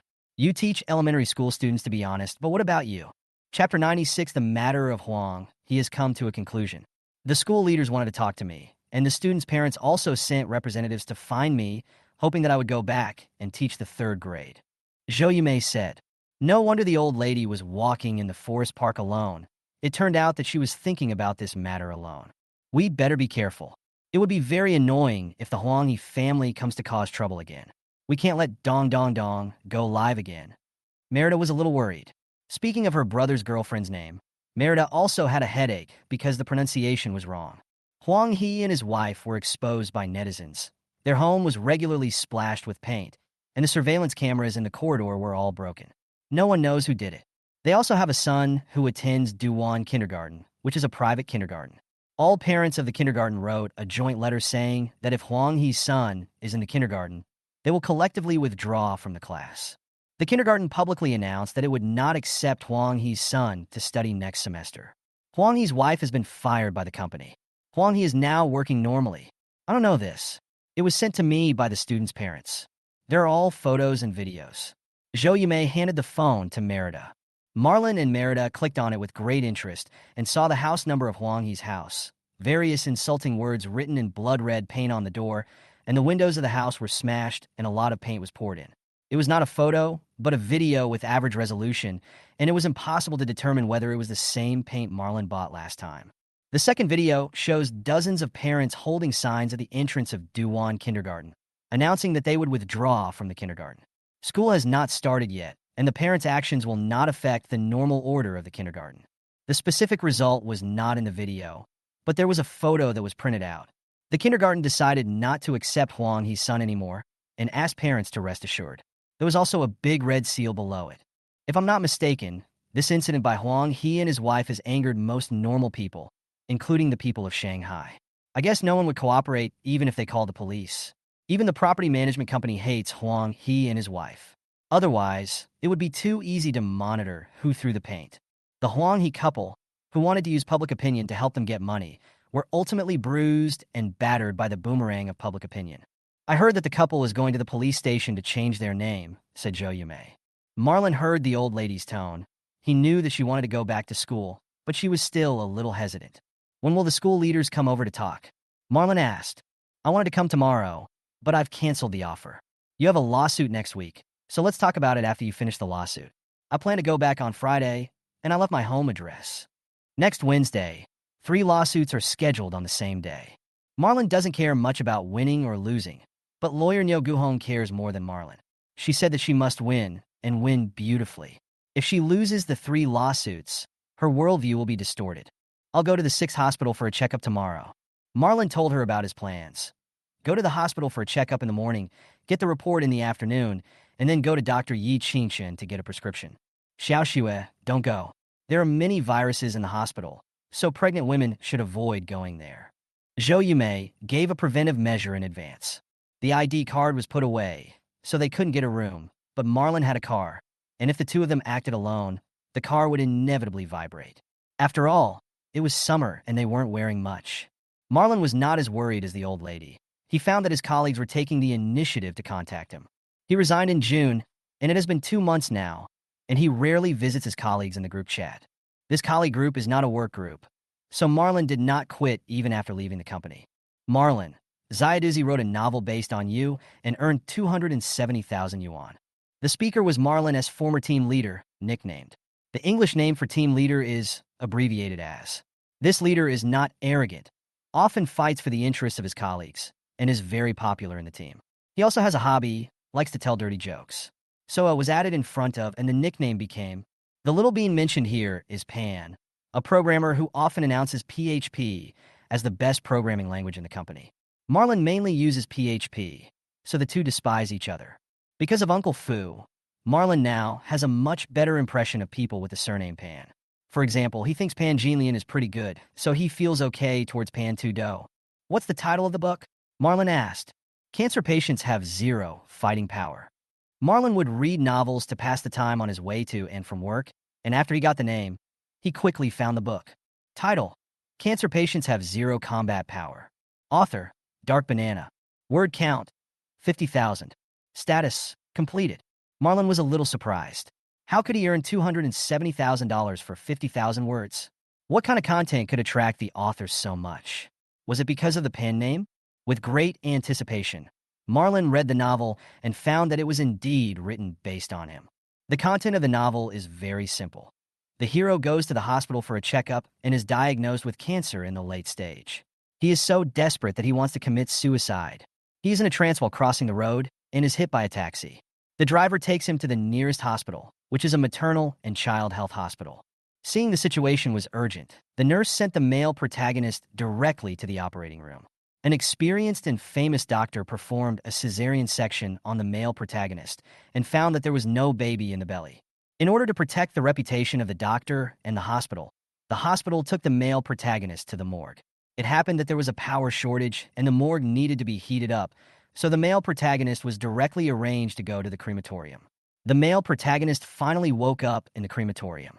The master in charge of the cremation thought it was a corpse, so he knocked the male protagonist unconscious with a boiler shovel and then burned him to ashes. That's the end of the story. Marlon always thought that the hero would fight back, but when he saw the words, "the end of the book" at the end, he was so angry that he almost couldn't breathe. I guess half of his cancer cells were killed by anger.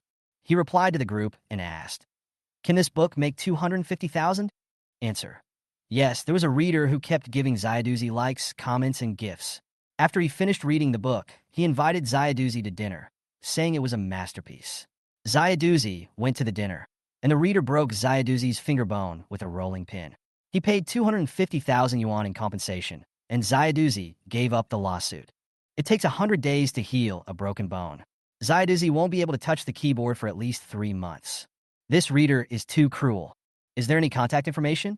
Marlon asked. "Don't you even have Zayadouzi's contact information?" I found it unbelievable. They were in the same group. How could they not have contact information? No, I'm asking if there's any contact information for that reader. I want to transfer some money to him. Marlon didn't get the reader's contact information in the end, so he quickly gave a small gift as a reward for his favorite novel.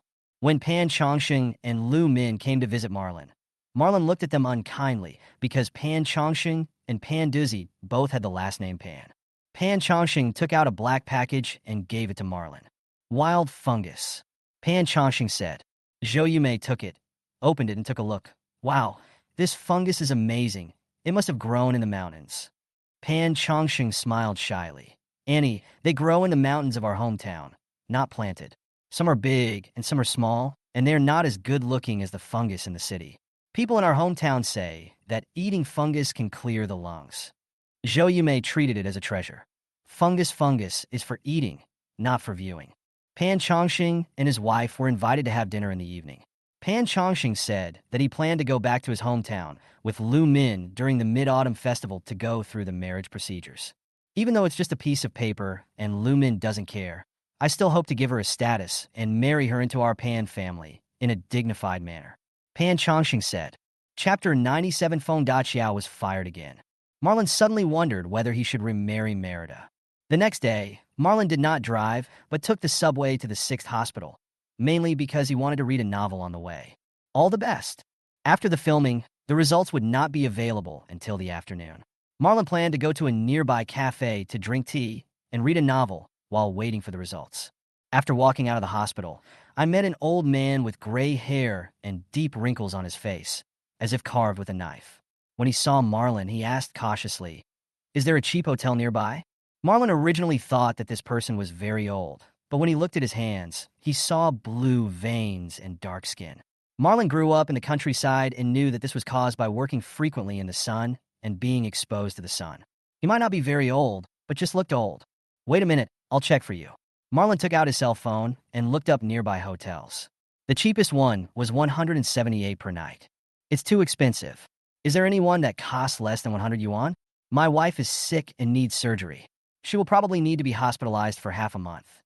The old man was a little anxious. "Where are your children?" "My child is working in another place and can't leave the construction site." Marlon asked, "Do you have any requirements for where you want to live?" "I don't have any requirements. If you can cook for yourself, that's the best, but if you can't, that's okay too. It's best if it's under 100 yuan. I really can't afford it if it's too expensive. Surgery is very expensive." Marlon said, "There's a bathroom next to it. It's $20 to take a shower and $50 to stay overnight in the lounge. That's $70 in total. Do you think it's okay?" The old man hesitated. It was obvious that he had never been to the bathroom. "I have something else to do. If you're not in a hurry, I'll take you there this afternoon. I also have to go to the hospital this afternoon." Marlon looked at the old man's miserable face and wanted to help him. It would definitely not be appropriate to give him money. They were just casual acquaintances, and the other party didn't ask for money. Marlon lost interest in drinking tea and suddenly remembered that there was an Eagle Park nearby. It was estimated that the walk would not take more than 15 minutes, so he walked towards the park to relax. "Mr. Chun, you are not here to buy a house again, are you?" Feng Daqiao was also in Eagle Park. "No, buying a house is not like buying cabbage," said Marlon. Feng Daqiao obviously didn't believe it. It was unlikely that this scumbag bought a house for his wife, but not for his mistress. The last time he saw the mistress, she was really beautiful, not much different from his pregnant wife. Seeing that Feng Daqiao didn't believe him and didn't bother to explain, Marlon suddenly felt something was wrong. "Xiao Feng, why aren't you wearing the uniform of cheap real estate? Isn't it a rule in your store that we all have to wear white shirts when we go to work?" The Feng Daqiao in front of me was wearing a sweatshirt, shorts, and sandals, which was completely different from his previous style. Feng Daqiao smiled bitterly and said, "I was fired." "You were fired? Didn't you just win the Outstanding Employee Award? Weren't you ranked first in performance last month?" "It's a long story." Feng Daqiao looked very depressed. Marlon found out that Feng Daqiao's dismissal was related to him.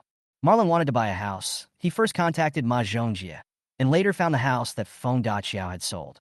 Marlon specifically asked whether this was a case of order jumping, and Ma Zhongjie confirmed it and asked Feng Daqiao to serve Marlon. Who would have known that in less than 2 weeks, Marlon had sold a house worth 36 million yuan from Feng Daqiao? This performance was very enviable. I don't know who it was. It could be Ma Zhongjie, or it could not be. Anyway, someone reported the situation to the higher-ups. The act of poaching clients is extremely taboo in the intermediary industry. When the superiors found out about this, they were very angry. In order to crack down on the behavior of poaching customers, they made Feng Daqiao an example and fired him. "Mr. Chun, I have a bad reputation in the real estate agency industry. Fortunately, the company gave me the performance settlement, otherwise I would have trouble eating," Feng Daqiao said depressedly. He is not so short of money now, but he is unemployed, which makes him anxious. "You're not doing any good hanging around in the park. Go find a new job. It's difficult. I used to be a worker at Foxconn. I had an argument with the boss on the production line. The boss called 3 people to argue with me, and they all cried. I won the argument and lost my job. So I became an agent and worked for 2 years. I don't know anything else." Feng Daqiao finished his resume in 2 sentences because life is simpler. Marlon thought for a moment and said, "Would you like to be your own boss?" "Be a boss?" "Mr. Chun is laughing at me. I know my own weight. Besides being an agent, I am also good at swearing, unless I start a swearing company. There should be a house for rent near the 6 hospital. You can rent it, clean it up, divide it into small rooms, and make it an hourly rental house. The price should not exceed 100 yuan per day. Many patients' families want to stay there." Marlon finished speaking. Feng Daqiao thought for a minute before answering. "This is feasible, but you will definitely lose money in the early stage. It will take at least 3 months to make money. You can give it a try. If you are afraid of taking risks, we can form a partnership. I will provide the money, you will provide the manpower. and we will split the profits equally. How do you think? No problem. Let's do it now. Feng Daqiao felt that Marlin was his lucky star. Marlin felt that he was Feng Daqiao's calamity. This guy was driven away twice because of him. The two of them immediately went to the 6th hospital to check out the location. A Mercedes-Benz Maybach slowly stopped beside Marlin, which scared Feng Daqiao, who thought it was Marlin's driver who came to pick him up. The car door opened, and a middle-aged woman got out of the passenger seat. The middle-aged woman came to the back seat, opened the door, and a bald man walked out. The car slowly drove away. The bald man looked at Marlin and said, "Xiao Chun, are you coming to the hospital for a physical examination?" Marlin said, "Grandpa Guang, it's you. I had an x-ray at the hospital, and the results won't be out until the afternoon. I'm taking Feng Daqiao for a walk now." This bald old man turned out to be Marlin's neighbor. The car was currently priced at nearly 6 million yuan, and the old man had a dedicated driver. Just this grandeur was enough to completely intimidate Feng Daqiao. Feng Daqiao has worked as a real estate agent and has met many wealthy people, but no one can compare with the bald man in front of him. "Your name is Feng Daqiao?" the bald man asked. His tone was as gentle as a breeze, which made Feng Daqiao calm down immediately. "Yes, Grandpa Guang, my name is Feng Daqiao." When Feng Daqiao heard Marlin call him Grandpa Guang, he also followed suit. The bald man said, "This name is not good, especially if it is someone with the last name Tang, because they are likely to burn bridges after crossing the river." Feng Daqiao was stunned. "Grandpa, you are so right. After I had a fight with a man named Tang, all kinds of bad things happen one after another. Why are there bridges in the world? Because it is the end of the road. You, whose name contains the word bridge, should keep a low profile and not make it stand out. Change your name to Overpass. Otherwise, you will be in big trouble," said the bald man. Feng Daqiao wanted to change his name immediately. "If you want to make a fortune, you can follow Xiao Chen's surname and change your name to Tian Xiao. If you just want to make a little money, you can change your name to Xiao Chun, and you don't need to change your surname." After the bald man said this, he waved his hand and was about to leave, and the middle-aged woman followed closely. "Grandpa Guang, you haven't finished yet." Feng Daqiao's mind was full of questions. "I have a student who works as an official in the hospital. I'm going to see him. See you again if we're lucky." The bald man left a message and went into the hospital with the middle-aged woman, leaving Marlin and Feng Daqiao admiring her in the sun. "He is definitely an expert," said Feng Daqiao. Chapter 98, What to Do When Pan Doozy Goes to the Toilet. "That's my neighbor," Marlin said mysteriously, causing Feng Daqiao to exclaim in amazement again. "Do you really want to change your name and take my last name?" Marlin couldn't help but ask when he saw Feng Daqiao was almost kneeling down in admiration for the bald grandfather. "How is that possible? Am I the kind of person who would abandon his ancestors just to get rich? I, Feng Daqiao, insist on selling my art but not my body, and I will not change my name or surname." Feng Daqiao straightened his back. "Of course, if I can really get rich, I would be willing to be your grandson, not to mention changing your surname, as long as you pay enough," Feng Daqiao added. Marlin was about to praise Feng Daqiao for his integrity, but after hearing this, he swallowed his words and said, "Stop talking nonsense. Go to the inpatient department and find the old man I mentioned." The two quickly found the old man in the inpatient department. Feng Daqiao went to chat with the old man. Marlin was furious and walked to a bed in 2 or 3 steps. "Zayadoozy, look who I am." There was a person lying on the bed. He was bloated, had dark circles under his eyes, and his eyes were dull. When he saw Marlin, he felt a little guilty. "Marlin, hello? Have you eaten?" Seeing Marlin's bad look, the man began to beg for mercy. "Marlin, don't do that. My hands are in plaster, and I can't move. I can't even go home. The hospital needs to observe for a week. If you really touch me, I will have to do surgery again." This person is Pan Doozy, whose pen name is Dark Banana. Unexpectedly, he performed the surgery in the 6th hospital. "Did you write the book Cancer Patients Have Zero Combat Power?" Marlin's eyes were grim. "Marlin, don't be angry. I want to write a book that is full of negative energy and poisonous points. You and I entered the company at the same time and have a deep relationship, so I treated you as the male protagonist. Readers like you very much and love you to the core." Pan Doji explained incoherently. "Who hit you? I want to add him on WeChat." Marlin saw that the guy had his hands clamped and plastered, and he looked quite pitiful. "I took a taxi, what's wrong?" A man came to the door, wearing a white short-sleeved shirt and shorts, looking very energetic, holding a tray in both hands, with dishes on the tray, including bitter melon, loofah soup, white rice, and spicy chicken cubes. It was you who did it. That's great. This guy and I are colleagues, and I couldn't bring myself to hit him. You helped me get revenge, and I want to thank you in person. Marlon thought this handsome guy in a short-sleeved shirt was a nice guy, and he liked him no matter how he looked at him. The two added each other on WeChat, and Marlon sent a 200 yuan red envelope. Take it, it's just a token of my appreciation. Don't think it's too little. The maximum amount in the red envelope is 200 yuan. The man accepted the red envelope, picked out some peppers from the spicy chicken, and fed them to Pando, saying as he fed him, "I'm so fucking pissed off at him. He really hurt people by writing that novel. I found his earlier writing interesting, so I gave him 188 yuan to encourage him to keep writing. I thought the protagonist was reborn by the system before he died, but I ended up seeing the words, 'The book is complete.' I was so pissed that I almost had a cerebral hemorrhage. I've been holding this anger for a long time. If I don't kill him and cripple him, he will continue to write novels and harm people. I was the one who sent him to the hospital. This guy has no friends. After I beat him up and put him in the hospital, several colleagues came to see him. They all had a happy smile on their faces. I felt sorry for him, so I came to take care of him. Pan Duzzy was angry. If you want to feed me well. You picked the chili peppers for me to eat when you had spicy chicken. I said I don't eat bitter melon, so you bought me bitter melon for 2 of my 3 meals." Marlon then remembered that Pan Duzzy had both hands broken and needed to be fed. Eating was a problem, but what about going to the toilet? Pando turned to Marlon and said, "Do you know why the boss told you about my beating? You can't figure it out with your EQ of 0. Let me tell you, after you left, we haven't found the right person.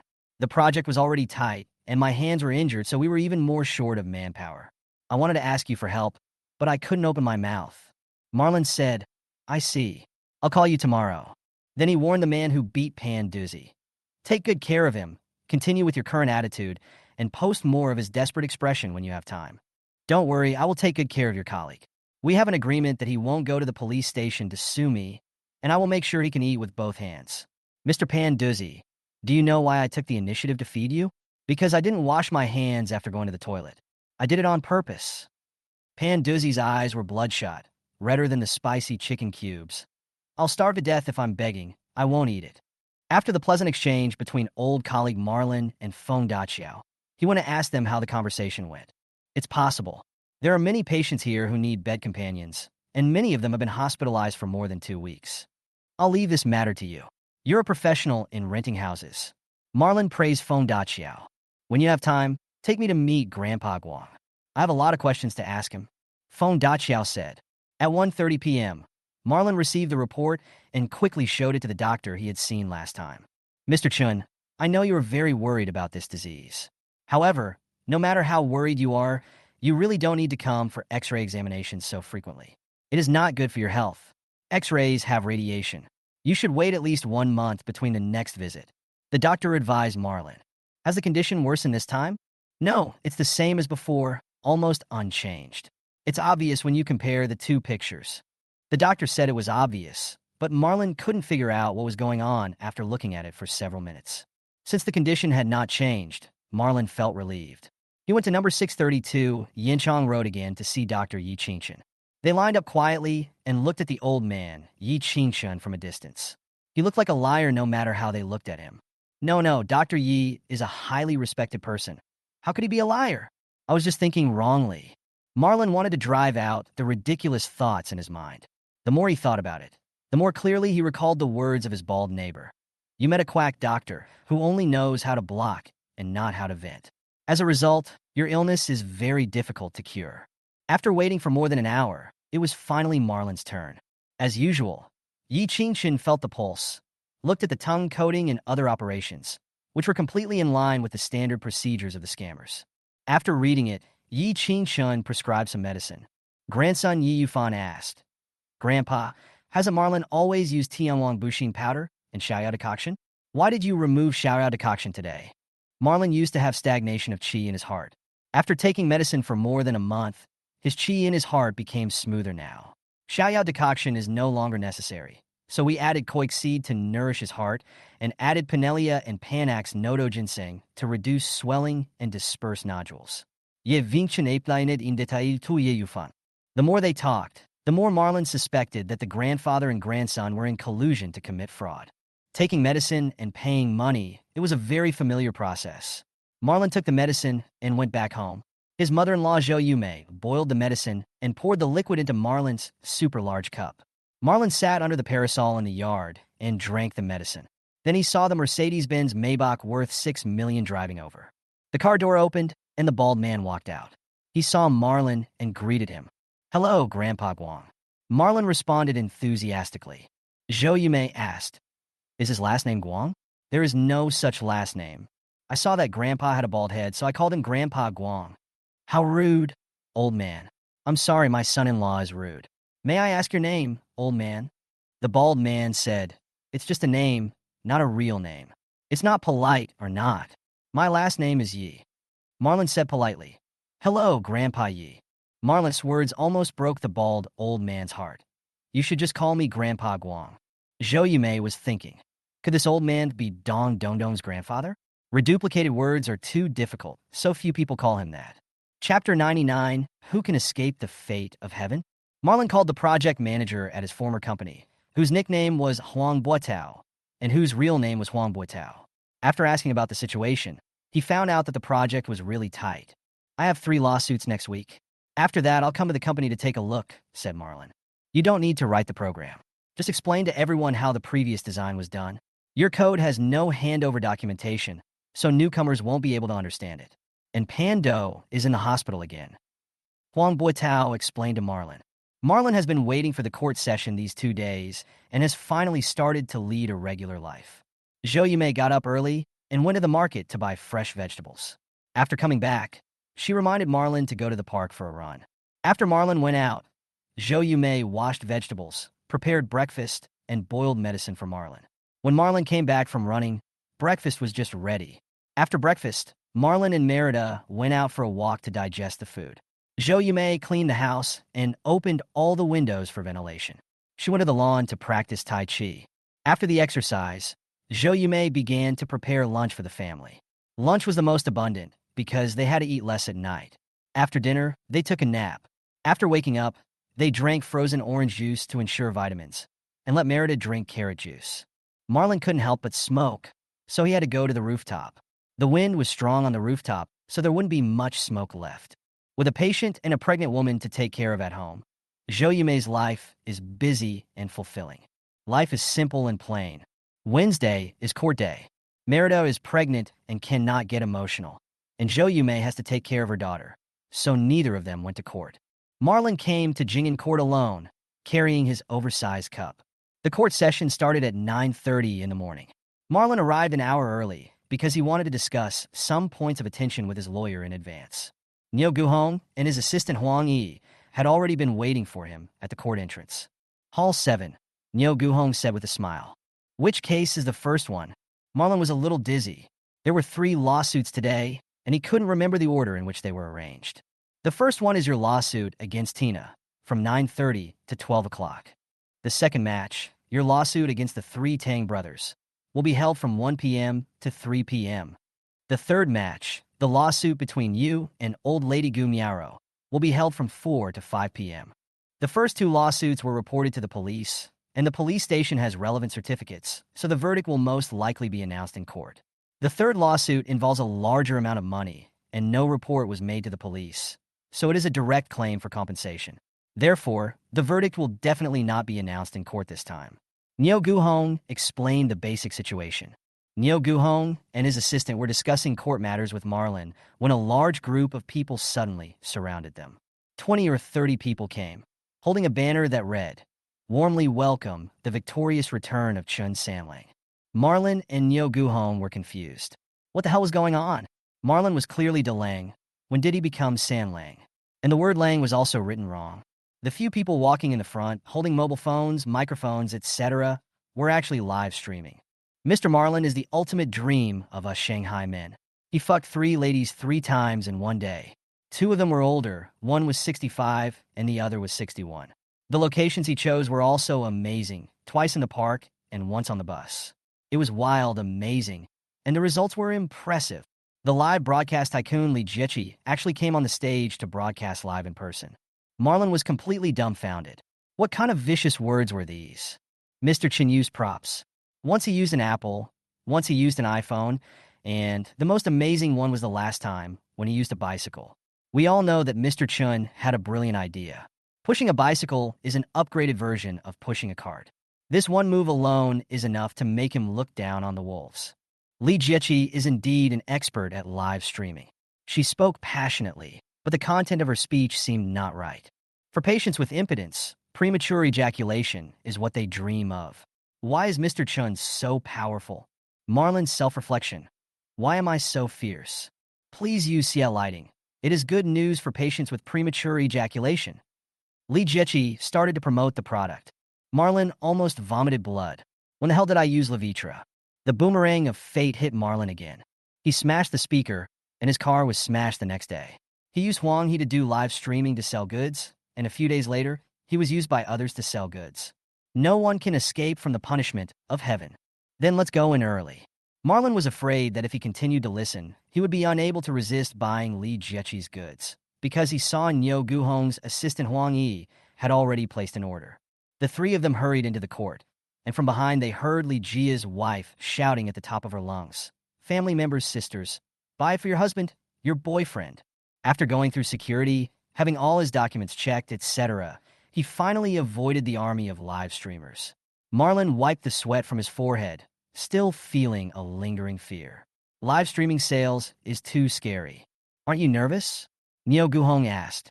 I'm really not nervous. I don't need to worry too much about the result. At worst, I can appeal. Niu Guhong smiled. In fact, these 3 lawsuits are not complicated, and we have a very good chance of winning.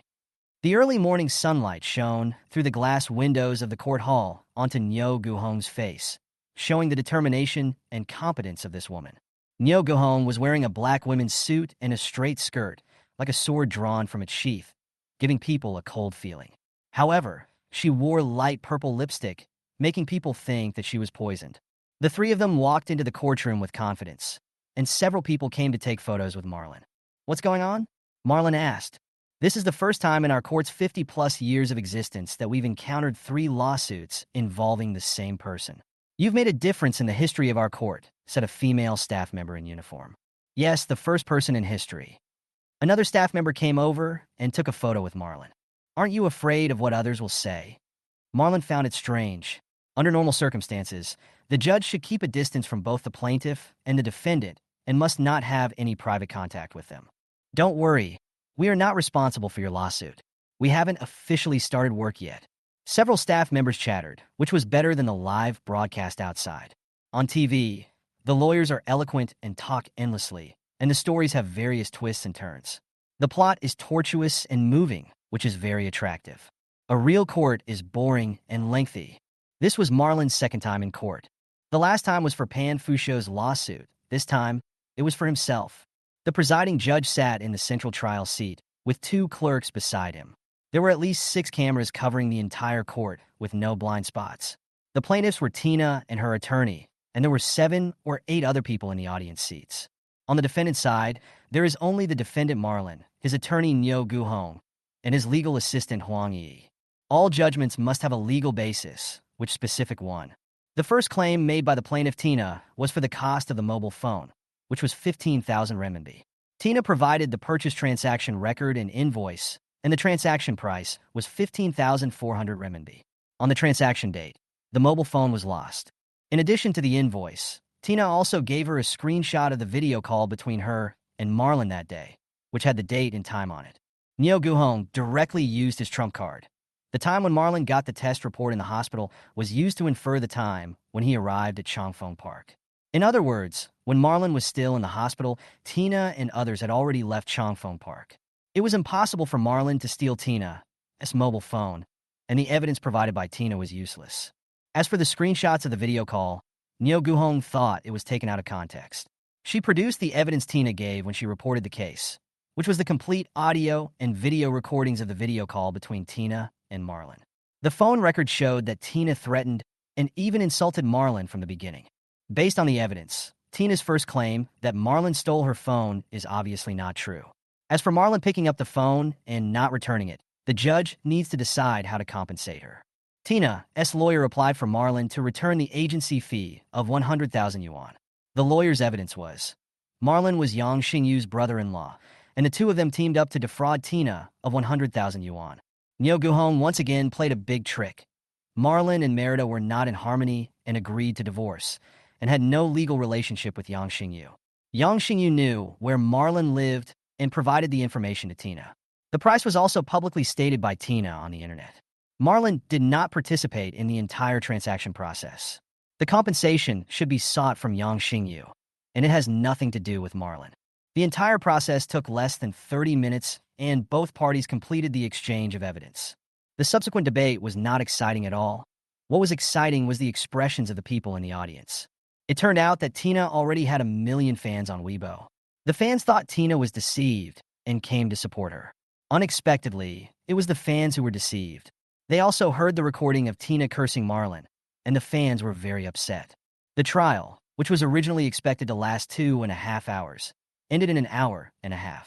The chief judge rejected all of Tina's requests and ordered Marlon to compensate Tina 199 yuan. Marlon dropped the plaintiff Tina's mobile phone on the road, which was the direct cause of the destruction of the phone. Marlon threw his phone away when he was being insulted. This was an emergency response after being attacked. The main responsibility should be borne by the person who initiated the attack. At the same time, Tina was ordered to pay the defendant 17,000 yuan in attorney fees and litigation costs. Tina said she would appeal, and Marlon said he accepted the court's decision, determined whether to appeal within 10 working days. The presiding judge announced the end of the trial. It was still early, and the presiding judge casually glanced at the arrangements for the next 2 games and asked in surprise, "The defendants in the next 2 games are also named Marlon. Could they be the same person?" Marlon and Niu Guhong were walking outside, and when they heard this, they also laughed. "Yes, it's all me. You are considered a litigation expert. In all my years as a judge, this is the first time I have encountered 3 lawsuits in one day with the same defendant." The presiding judge sighed. Chapter 100 Boring Lawsuit. Chapter 100 Boring Lawsuit. Several people came to the locker at the door and took out mobile phones and other electronic products. In order to maintain quiet in the courtroom, mobile phones are kept separately. Marlon was shocked to see more than 20 missed calls on his phone. He checked the call records and found that all the 20 missed calls were from the same person, and the address displayed on the phone was his hometown. Did something happen to Dad? Marlon called his father with a trembling heart and heard Chin Daedong's full-throated voice on the phone. "Debeo, I'm having lunch. Have you eaten?" Marlon was worried that something had happened at his uncle's house. So after talking to his father for a few words, he immediately called his uncle's house. "My uncle and aunt often go to work in the fields without their cell phones. Now it's August. It's very hot, so they should be at home at noon." It was Chi Shulan who answered the phone. "Marlon, are you calling us?" Marlon was relieved when he heard his cousin's calm voice. "Have you eaten?" "No, I haven't eaten yet. I haven't cooked yet. You're not having any trouble at school, are you?" "No, it's summer vacation now, so I'm not in school. And the principal is taking special care of me. Don't worry." Chi Shulan was very touched. This cousin was really good to her. Marlon probably sent 2 bottles of wine to help. After the call, Marlon realized that he didn't remember his father's phone number. My dad wanted to save money and often change his phone plan, so he also changed his phone number. I don't remember if this was normal. The shameless Marlon found an excuse for himself and immediately felt at ease. The most important thing is that his family members are fine. Marlon saw that his phone only had 30% battery left, and he was too lazy to call the unknown number, fearing that if something happened, it would affect his mood for the lawsuit. Niu Guhong and his assistant Huang Yi were chatting, summarizing the gains and losses of the lawsuit that morning. Huang Yi asked, "The other party's evidence is obviously not sufficient. Why do we want to fight this lawsuit?" Niu Guhong has been thinking about how to win the lawsuit, and she really ignored this question. I guess Tina knew she was going to lose the lawsuit, so she wanted to expand her influence and make money through the lawsuit, said Marlon. I clicked on Tina's Weibo, and sure enough, this woman was crying poor. We lost the lawsuit, just as we expected. The other party was a veteran, shrewd, and well-prepared. I was too naive. My phone was stolen. I was defrauded of hundreds of thousands of yuan, and in the end, I still lost the lawsuit. Sisters, unite. Individual strength is weak. As long as we unite, we will eventually pry open the darkness and bring a ray of light to this ugly world. Below is a link to purchase cosmetics. To whiten and make your skin radiant, please use Xylighting Oral Liquid. There are direct rewards for support, and there are also products for support. Tina indeed won the case, but still won honor. She lost the case but made a lot of money. Tina walked out of the court door, followed by a large group of fans and her boyfriend. The truth has been distorted like this. The recording played in court was fake, and the voice obviously didn't sound like me, but I don't have the money to apply for an appraisal, Tina told her fans. Fans suddenly realized that now that technology is so advanced, it is too easy to synthesize recordings, especially in the entertainment industry. Many singers have fake faces. They have had surgery and applied a layer of powder, and they use beauty filters and photo editing to make the men handsome and the women sexy, which is very attractive. The singing is naturally the product of the recording studio, and even concerts are lip-synced, such as a band called May Licking Sutra. We will always stand on Yuan's side, the fans shouted in unison. No, we always stand on the side of justice. Tina modified the fan slogan. The fans felt warm in their hearts and felt that they were defending justice. Without them, the world would be dark everywhere, and they would not be able to see the road, so they could only grope around desperately. The boyfriend tried to hold Tina's hand, but was immediately thrown away. Liar. You are a liar. You said you would give me all your salary, but you secretly hid your private money. The boyfriend quickly admitted his mistake. Yuan, I was wrong. Admit your mistake? A man can only say 0 times and countless times. Let's break up. I can't live with a liar anymore. Tina said and left, surrounded by fans. Marlon and the other two saw how distraught Tina's boyfriend looked and shook their heads and walked towards the cafe next to the court. Give me back my salary card, Tina's ex-boyfriend yelled. See, this kind of man always thinks about money. Even though breaking up is such a painful thing, he is not sad or upset. The first thing he thinks of is always money. Tina's eyes were red. She threw away a card sadly and cried as she walked. She was so pitiful that it was heartbreaking. The ex-boyfriend picked it up and found it was a subway ticket. The ex-boyfriend was a man with earrings. He hid in the shadows and saw Tina walking in the crowd. She was so bright that he could hardly open his eyes. He did not let himself close his eyes.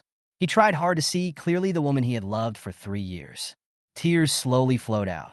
He pulled out the earring too violently and blood gushed out of his ear. He didn't feel the pain in his ear, but he felt the pain in his heart. He threw the earrings on the ground. Afraid that they would prick someone, he picked them up and threw them into the trash can next to him. As Shanghai has garbage sorting, he put the earrings into the non-recyclable trash. At that moment, he grew up. Many people think that love can make people grow, but in fact it is heartbreak that makes people grow. Marlon and the other two bought American coffee without sugar. The court session started at 1 p.m. If one ate sugary foods at noon, one would easily feel sleepy, so the three of them only drank coffee and did not have lunch. Stay hungry and stay awake. The first game in the afternoon went surprisingly smoothly. The three Tang brothers demanded compensation for medical expenses of 460,000 yuan, 100,000 yuan in lost money, and demanded payment of all attorney fees and court costs. Niu Guhong got the video from the police to prove 2 things. First, Marlon got on the bus first, and the old lady of the Tang family got on the bus 2 stops later. Second, the old lady of the Tang family kept attacking Marlon. From beginning to end, Marlon never fought back against the old lady of the Tang family. Therefore, the old Audi of the Tang family fell down, which had nothing to do with Marlon. Medical expenses for 160,000, of course, cannot be compensated. As for Tang Jiasen Shao being defrauded of 100,000 yuan, Niu Guhong once again produced evidence that Marlon had divorced Merida long ago, proving that legally, Marlon and Yang Xingyu had no relationship and were not relatives working together to defraud money. The 3 Tang brothers said that Marlon insulted Mrs. Tang with vicious language. According to the recording, it was quite noisy and there was no way to prove that Marlon insulted the old lady. Based on the principle of he who makes a claim must provide evidence, the lawyers of the 3 Tang brothers did not produce any evidence. In addition, this was a court in Shanghai, not Nanjing. Therefore, the court finally accepted Marlon's statement. Mrs. Tang wanted to sit by the window, but Marlon was slow to give up his seat, so the old lady hit him with an apple.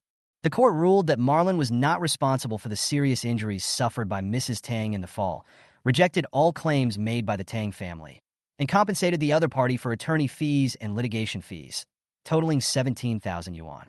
The 3 Tang brothers started arguing on the spot and almost got into a fight.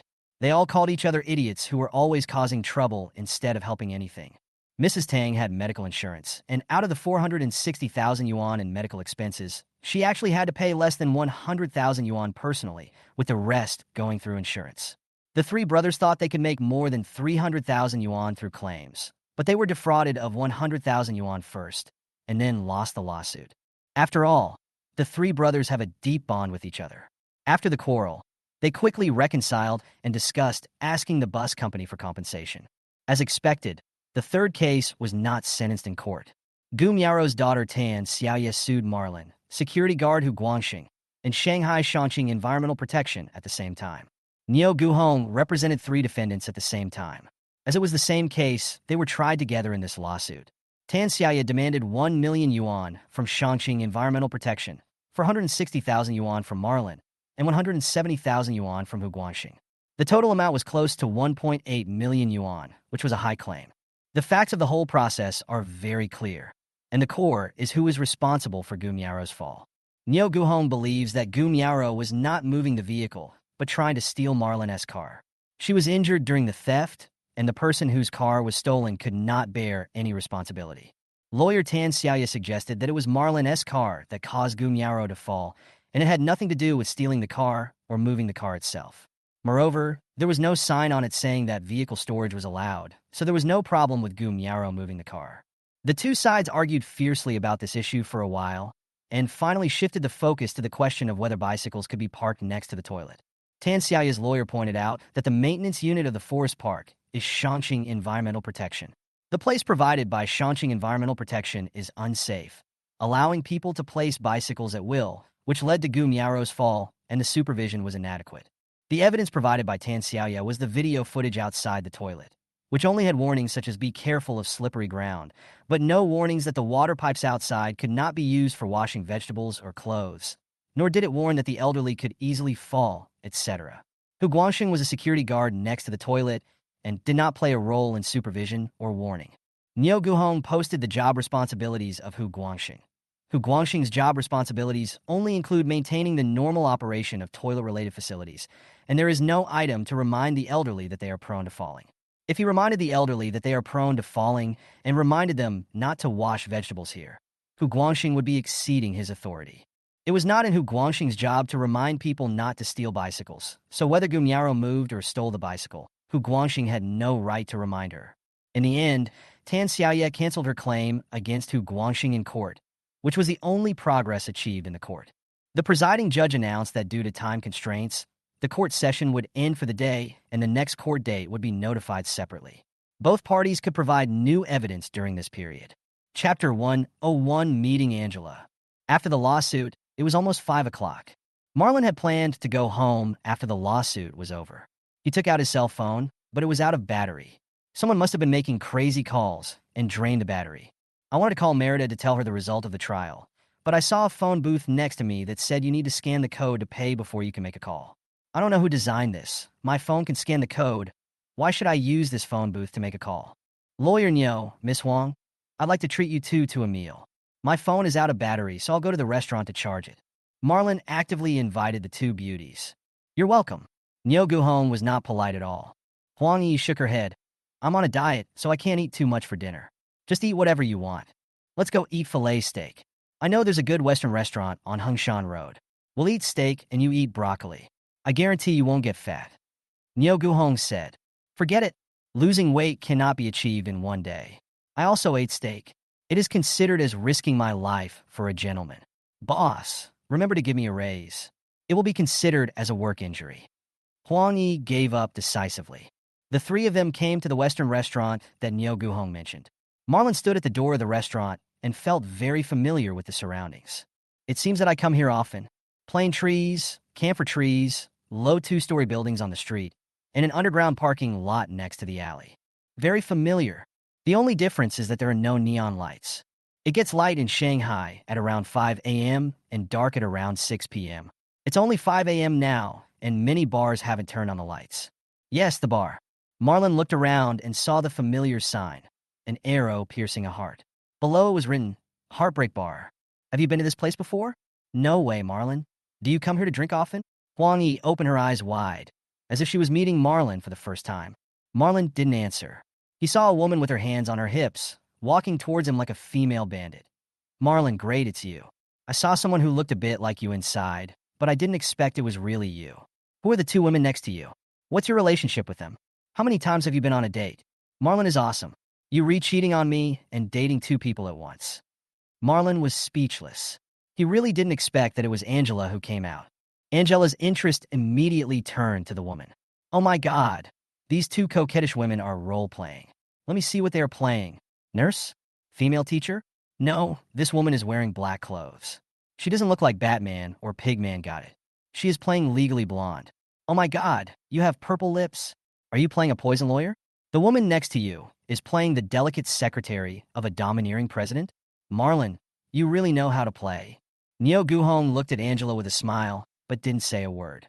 Marlon explained, Angela, don't talk nonsense. This is Lawyer Neo, and this is Assistant Huang.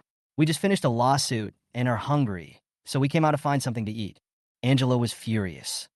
Marlon, do you have any shame?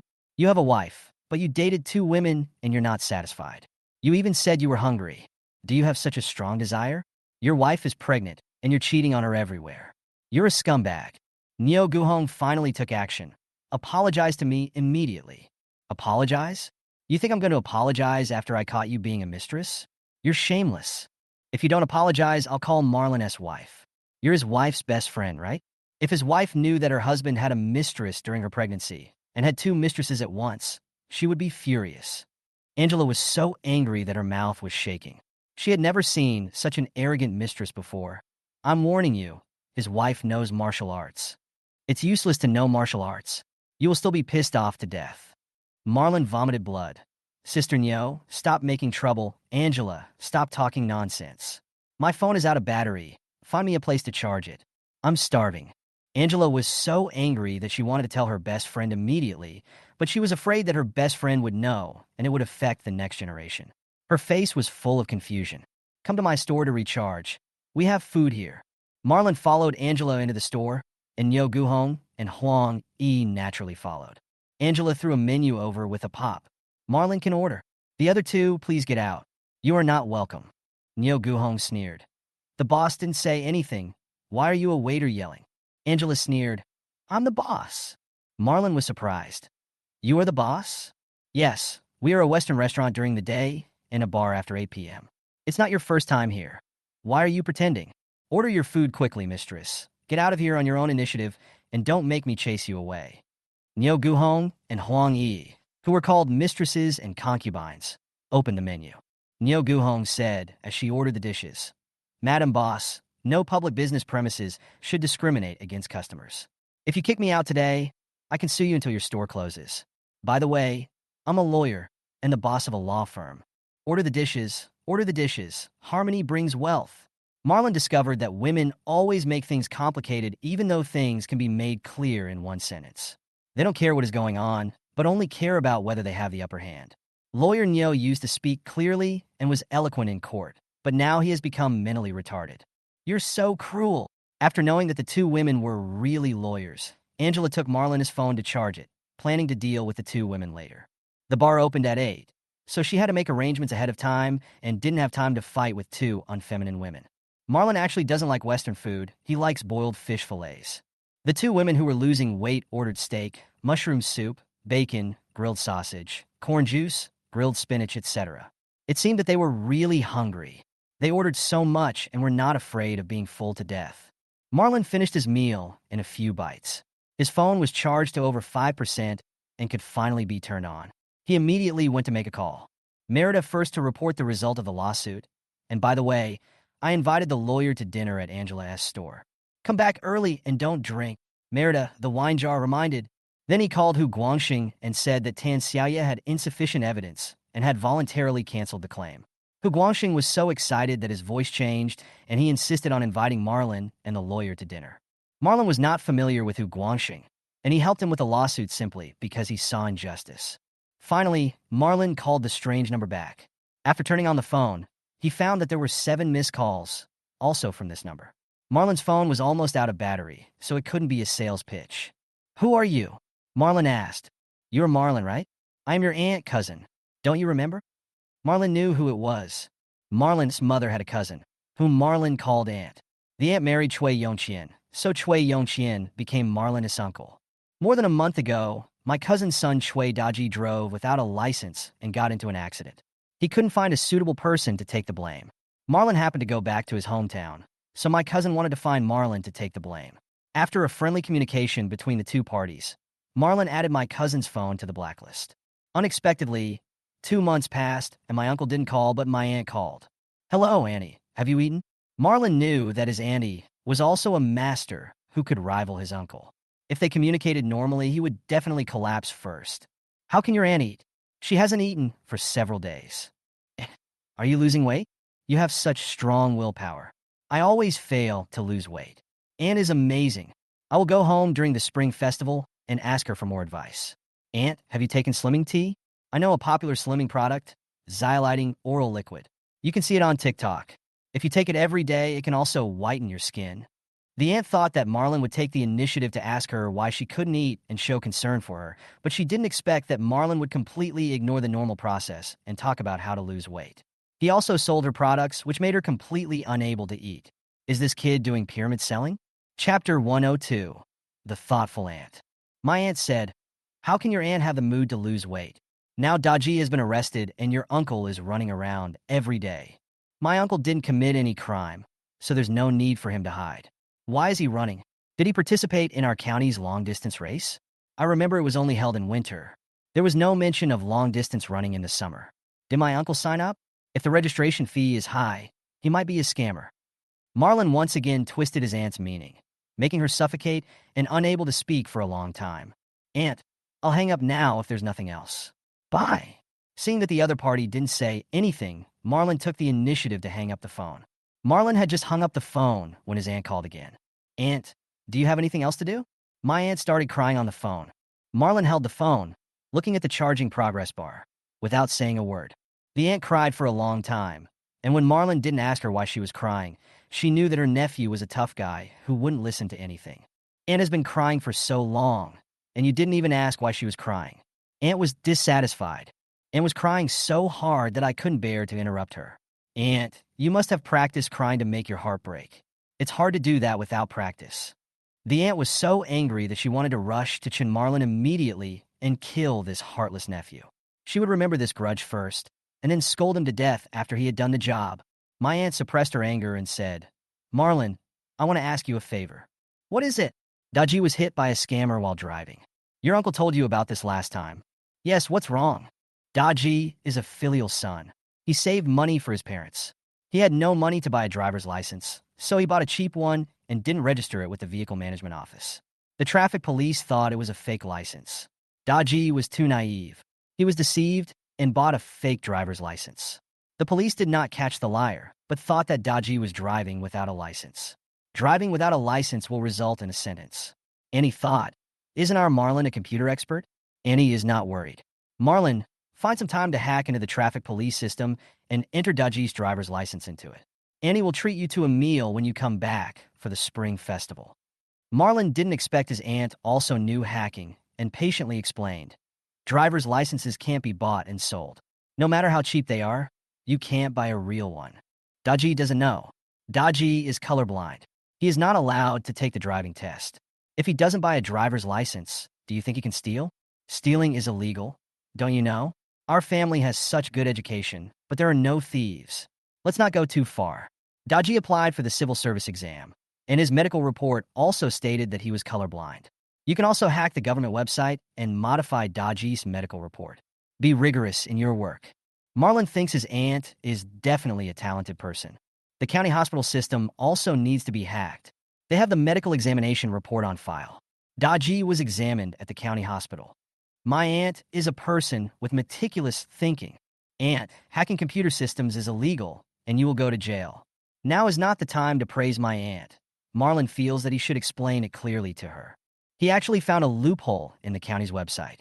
It was estimated that the programmer who developed the website was a top student majoring in cooking at Lanxiang Technical School and was a classmate of Yang Er. What's there to be afraid of in jail? As long as Daji gets a lighter sentence, he will definitely pay a price. My aunt is a reasonable person. Well, let me put it this way first. Don't play games tonight. Do your business. Don't delay. Add me on the chat app, and I'll send you Daji's ID card. Don't change it by mistake. It should be based on the ID number in case there is a duplicate name. My aunt hung up the phone. Marlon opened the chat tool and found that someone had added him as a friend. You liar, I don't want online loans. Marlon wrote down the reason for rejection and decisively rejected the friend request. My aunt called again. Aunt, I'm involved in a lawsuit and my cell phone calls are being monitored. Don't say anything. Marlon took action first. As expected, my aunt didn't dare to speak. Heavy breathing could be faintly heard over the phone. Could it be that my aunt was running with my uncle? Keep in touch when you have time, Marlon said and hung up the phone. My aunt sent me a text message. Change your phone number and continue chatting. Marlon had no choice but to answer. Text messages are also monitored. The phone was less than 30% charged, and fearing it would not be enough for the journey, Marlon decisively turned it off and walked towards the dining table. Angela has already arranged things in the store and is having friendly conversation with Nyo Guhong. The two of them feel sorry for meeting each other too early, and they are very angry with each other. I'm Nyo Guhong. I have nice breasts and a nice butt. It was Marlon who took the initiative. He has always liked strong women. He confessed to me 7 times, and I rejected him 6 times. My face blushed every time. Marlon seems to be not good at talking on the outside, but he is really good at saying sweet words in front of me. I never get tired of listening to him. Marlon heard Nyo Guhong's words from 2 or 3 meters away and almost bumped into the chair. The restaurant's business is obviously not good, with few customers. You have big breasts, but they sag so much that your belly button is almost exposed. And Nyo, I smelled silicone when you walked in. Your butt is so nice. You must have used a lot of low-quality silicone. 3 kilograms for 5 yuan. Buy 3 get 1 free. Buy 5 get 2 free. No wonder your bar business is so bad. You're a woman, and you keep smelling women's butts all day. If you don't think it's perverted, I think it's disgusting. The two women were like puppies. It was clearly their first meeting, but there was a lot of tension and they would attack each other as soon as they caught sight of it.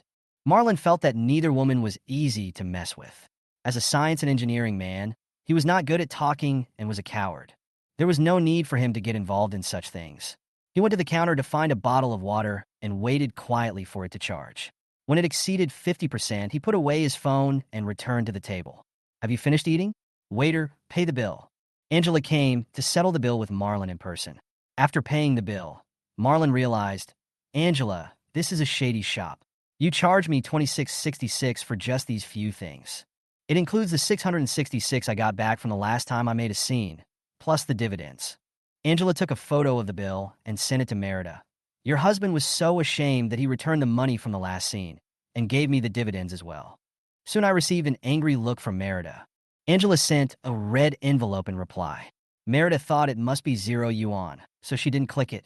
After a long time, she couldn't help but clicked it and found it was a picture of a red envelope. Nyo Guhong was about to leave with her bag, and before leaving, she added Angela's contact information. We'll find another day. I'm busy today. I'm at your service anytime. Nyo Guhong and Huang Yi took the documents and did not go home, but returned to the law firm first. Sister Nyo, you're not really in love with Marlon, are you? Huang Yi asked while sorting out the information. What's wrong? I can't like him. He and I are both divorced and single. Isn't it normal to like him? He has advanced lung cancer. You used his medical records as evidence. You wouldn't have missed it. Life. Marlon sat at the bar counter and saw the waiters put away the dining tables and replace them with tables commonly used in bars, adjust the lights and music, and an ordinary Western restaurant was transformed into a bar style. It is absolute nonsense to say that bars are full of lights and wine. There are lots of colors in the bar lights and the drinks. Around 8:30, guests started to come in. Marlon saw that his phone was almost fully charged, so he said goodbye to Angela and went out.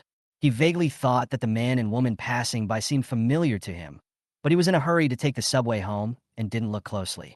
He has to change 2 subways, which will take at least an hour and a half, and he probably can barely arrive before 10 o'clock. The woman whispered, that man is called Marlon. I know him.